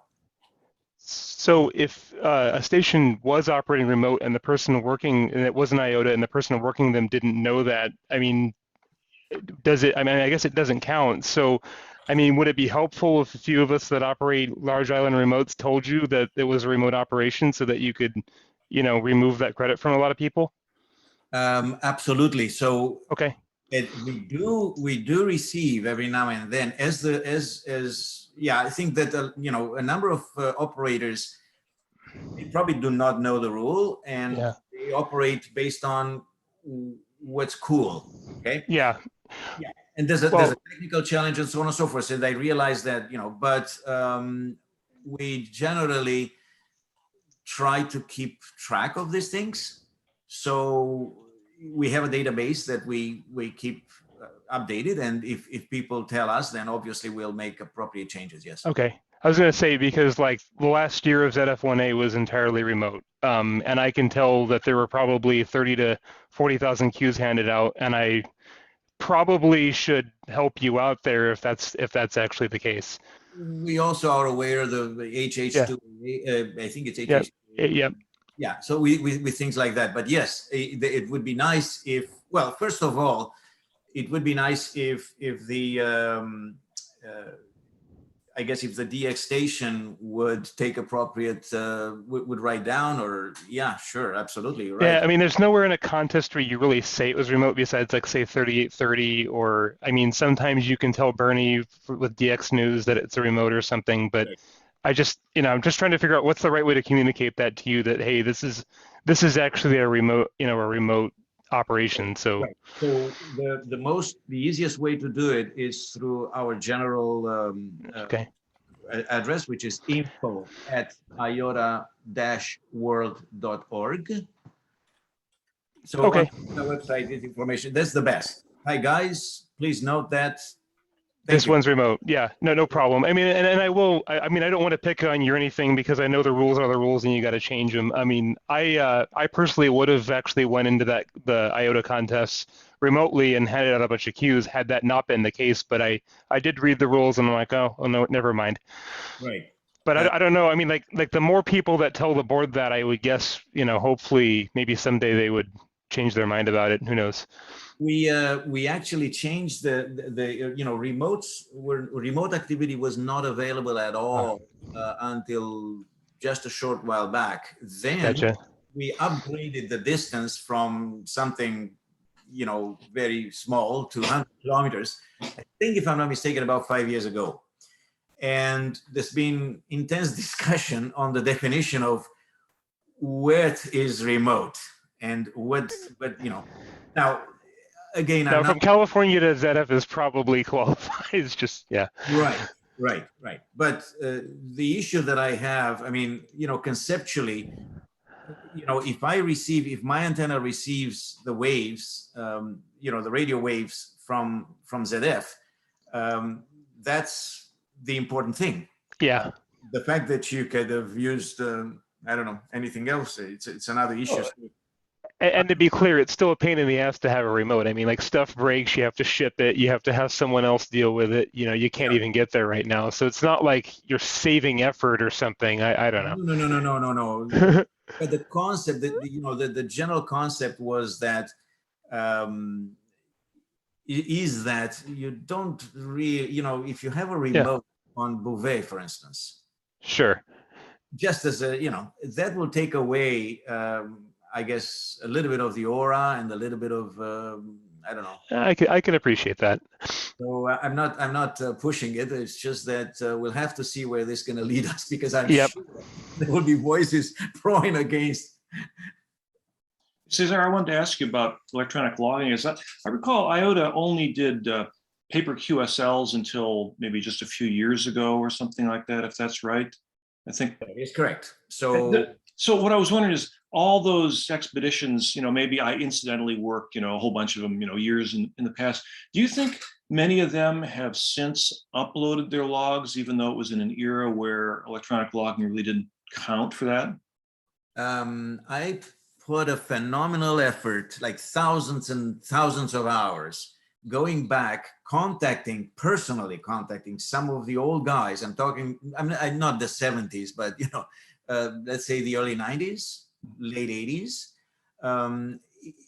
But most of those would be, let's say, within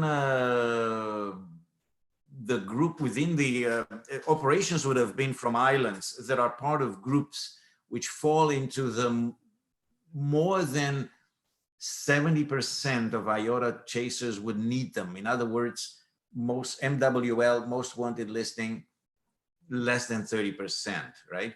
So they fall into the category not rare, but reasonably rare.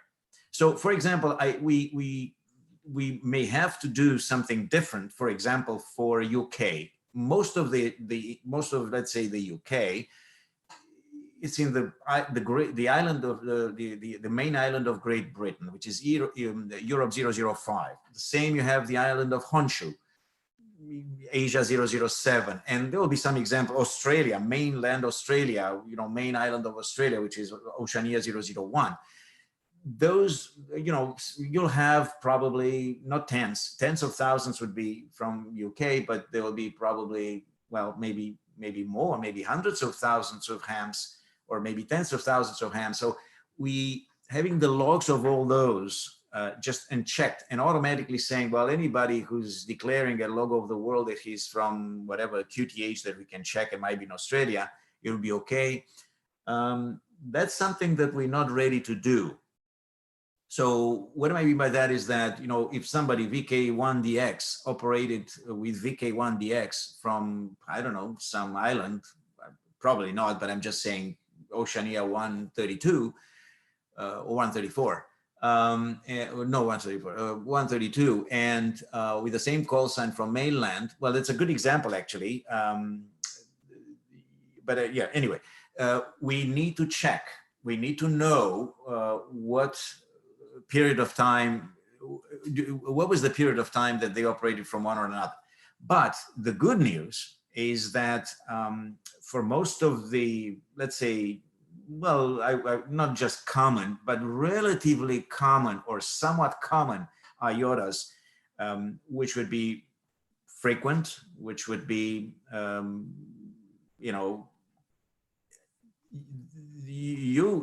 maybe you wouldn't have, you worked Oceania 32, which is the main island of New Caledonia, so many times.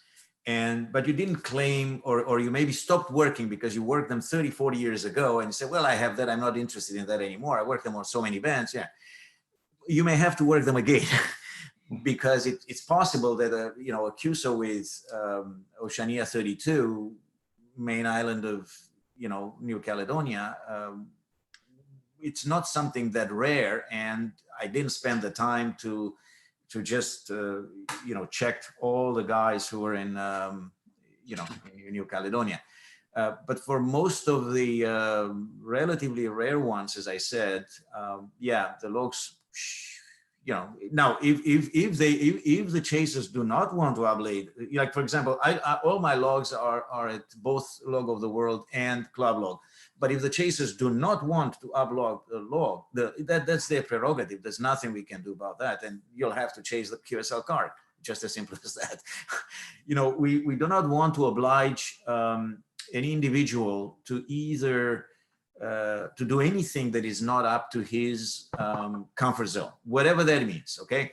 So if they're willing to offer more than that, we allow chasers to come back and tell us if they do not wish us to enable their logs for QSO matching. In cases of some expeditions, which are very costly, they usually like to have, I don't know, maybe 3, 4 months, 6 months longer time delay to ensure that, those who are more avid will contribute a little bit to these operations. But for most part of it, I haven't seen anybody who deliberately stopped any of the big expeditions, any of the main IOTA operations, who deliberately decided, no, we don't want this ever to be enabled, okay?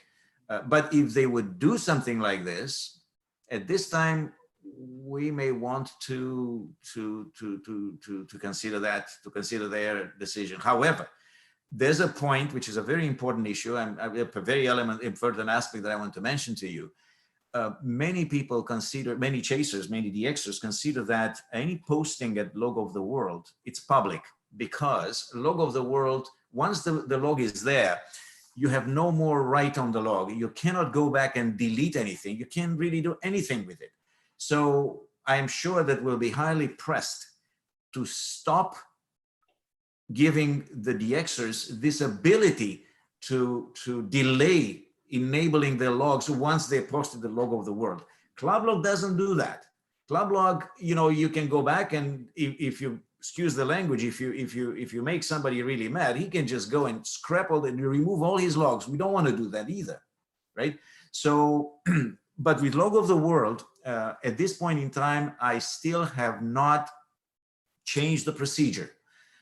But we may be hardly pressed in the future if you know, either the chasers will have to postpone a little bit their log of the world, maybe 2, 3, 4, 5, 6 months, whatever, or suffer the consequences, which is that there will be no more delay. Once the log is at the log of the world, it can be used. It's no brainer. Cesar, I'm glad you pointed out about the expenses. A lot of people, I don't think, realize IOTA expeditions can, in some cases, be more costly than the expeditions. For those of us here in the San Francisco Bay Area, 2006 K9AJ, and I went to the Farallon Islands, 25 miles off San Francisco. It cost us $6,000 back then. It'd probably be 15 now. Right. But Gary, I uploaded over 30,000 QSOs from my various IOTA expeditions. So if we ever work from something, help yourself. And I apologize, Cesar, thank you so much. I need to run, but I'd like to give one plug. Will, WC60X is here. And for anyone interested in possibly joining the IOTA dinner via Zoom, which Will has information on. Will, is it okay to suggest they drop you a note by qrz.com? Yeah. That'll be fine. Okay, good. Gentlemen, sorry, I got to zip, but Cesar, be safe. Will, everybody else. And for all the NCCCers, you know what KB stands for. KB. Thank you. Thank you very much. Thanks, Cesar. Based on what Rick said, thank you very much, Rick. I want to mention something just as a curiosity. So I was in an operation, which is just happened to be my last operation from the Canadian Arctic in 2015. And that operation was over $20,000 US. And you say, well, isn't that a little bit crazy how that is possible? Well, it is possible because Canada's flights into the north are now all carried out by companies owned by local northern communities. So if you want to go from here to Resolute Bay, which is the logistical hub of the north for the Canadian Arctic, well, not today, sorry, back then, I don't know what today the price is, you know, but back then it's $7,400 Canadian, which at the time was very expensive, you know, it was probably almost $6,000 US. That's a regular flight with a company that takes you from, you know, Ottawa and Iqaluit, and then it drops you Resolute Bay. You haven't even started anything. You just got there, and it's $6,000 US return. Then, in order to travel there, you need to have a you know, somebody a charter. There's no other way to go up north. You need a charter, right? The charter is $10,000. Now, they have to take you there, which is $10,000 and come back, and then to bring you back, to come back to retrieve you, which is another $10,000, right? Well, that's if everything goes well. Because if it doesn't go well, and if the fog starts by the time they're halfway through or whatever, or even if they got there and they just can't land, they see nothing, there's nothing they can do, right? Well, then you still have to pay the money.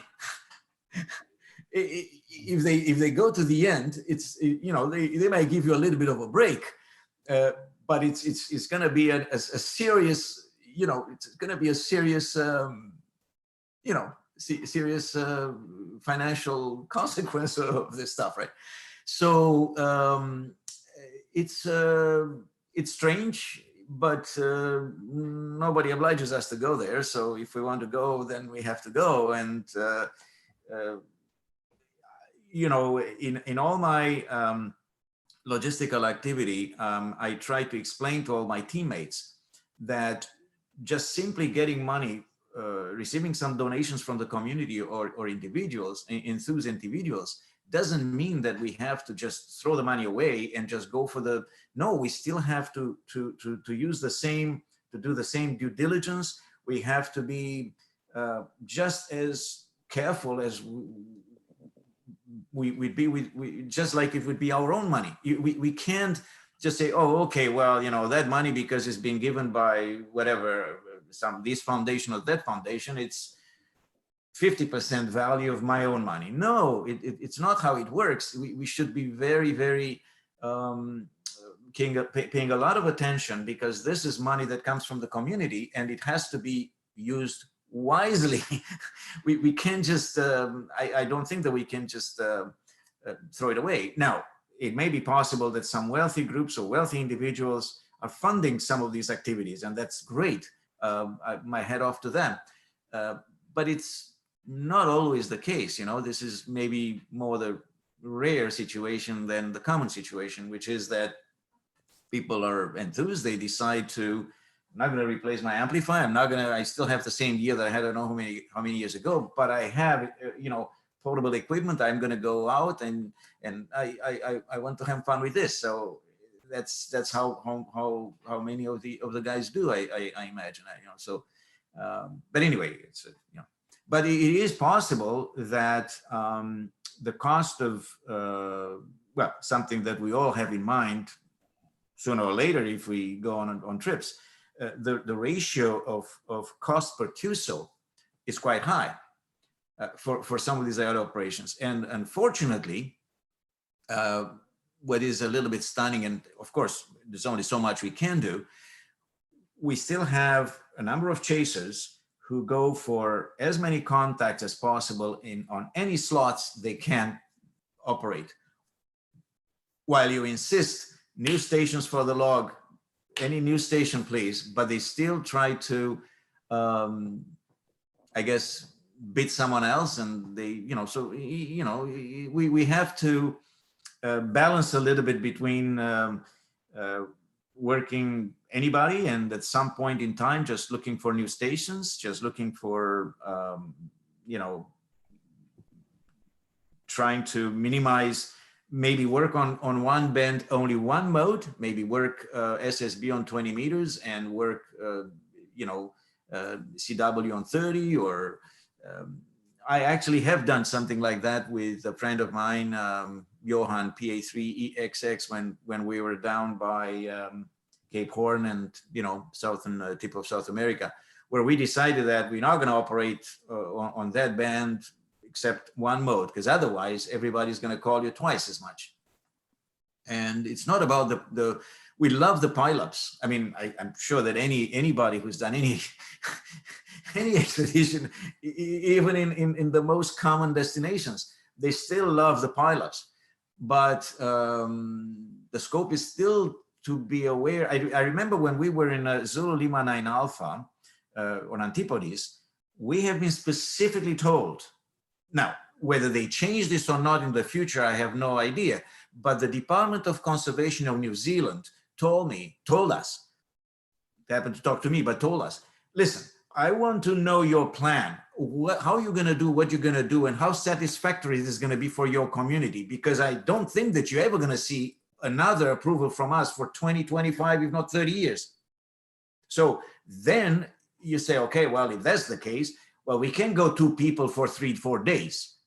You know, then we need 4 people. We need 2 operations. We need 2 antennas. We need, you know, and so on and so forth. So we try to maximize, I guess, the output or the intake at any given point in time when we go in these operations. But unfortunately, it's only so much you can do, because, you know, wouldn't it be lovely to have operations to Bouvet every 3-4 years? Yeah, weather, not just weather condition, but propagation conditions on different bands, part of the solar cycle and so on and so forth, will be such that will be more enduring. But unfortunately, that's not possible. Well, in that case, for other reasons, but, you know, so, but it's part of the same. It wouldn't be rare, it wouldn't be in demand if it wouldn't be challenging. the challenges do come both in financial, logistics, sometimes physical, and I don't know. I personally, I think it's kind of fun, but you know, it's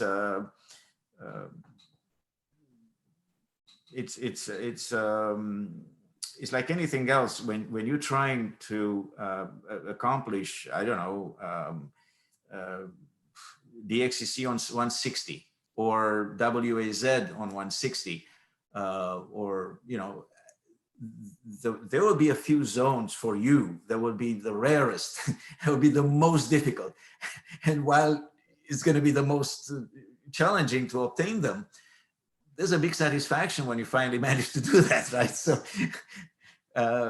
that's kind of it's part of the I guess the chase, and it's part of the chase, I guess. You know, it's just the way it is, I guess. I don't know, but money is only one aspect of it. It's important, and I wanted to mention it, and I thank Rick for you know indicating that as well. But it's just one aspect of it. It's not the only one. It's a defining element, but it's not the only one by far.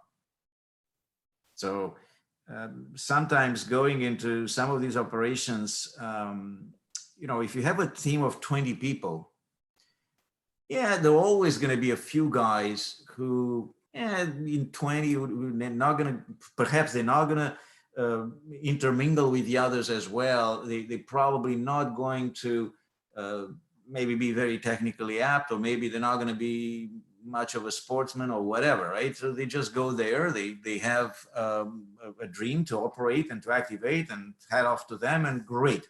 But you can't do this when you have 2, 3, 4 people.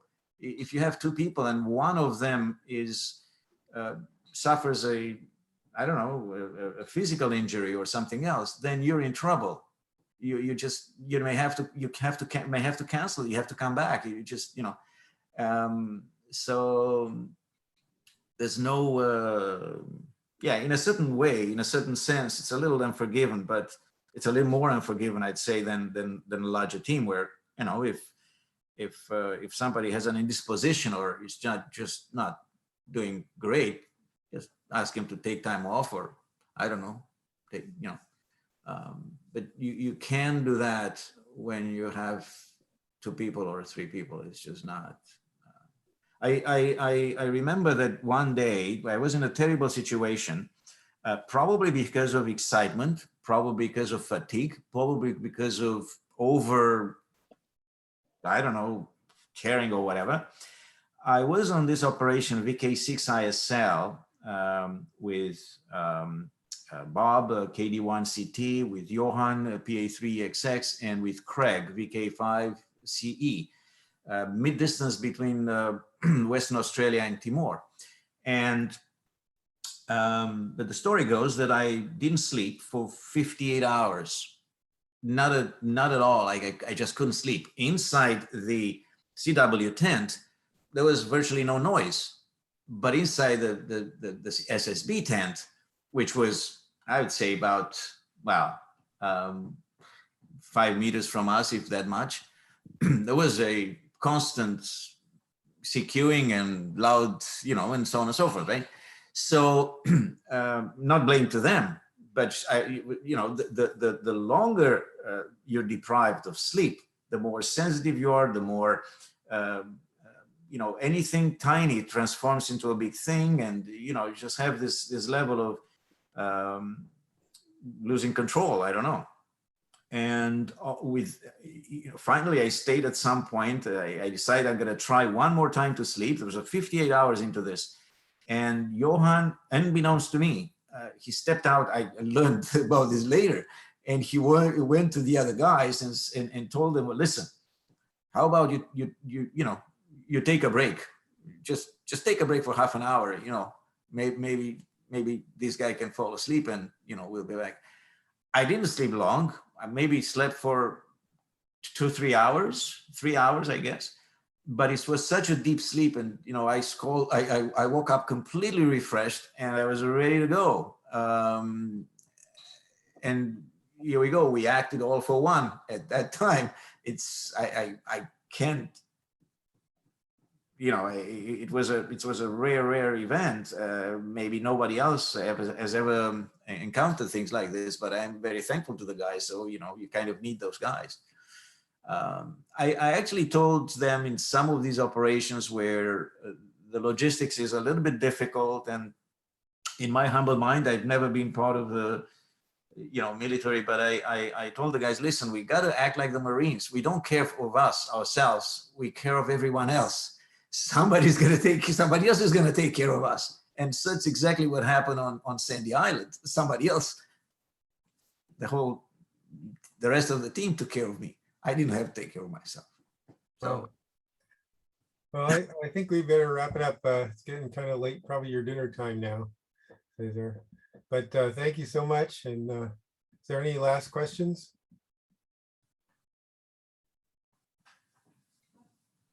I think everybody's kind of tired, but thanks so much. Sorry, I tired everyone, but yeah. But I want to thank you very, very much, everyone, Dave, and everyone, and thank Will for joining us as well. It's been a pleasure, and hopefully act, soon on finding out. There's no obligation similar to to Logo of the World. You can have your credits, and they'll be pending forever if you don't want to apply. There's no cost involved in this. Just doing this QSO matching. It's very, very similar conceptually with what LOTW does for you, but it requires a little bit of a slightly different logistics. It's not that big of a deal. Okay, great. Thanks, Cezar.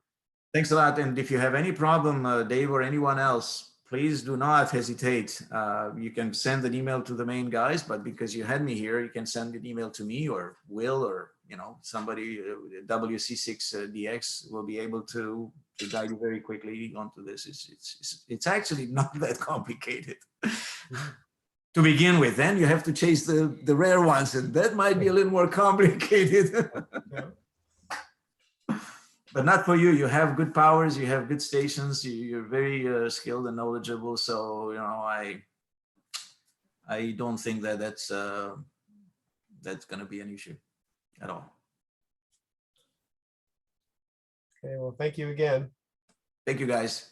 Bye. Good job. Thanks. Yeah. Good. Thanks, everybody. Cezar. Bye bye. Thank you, guys.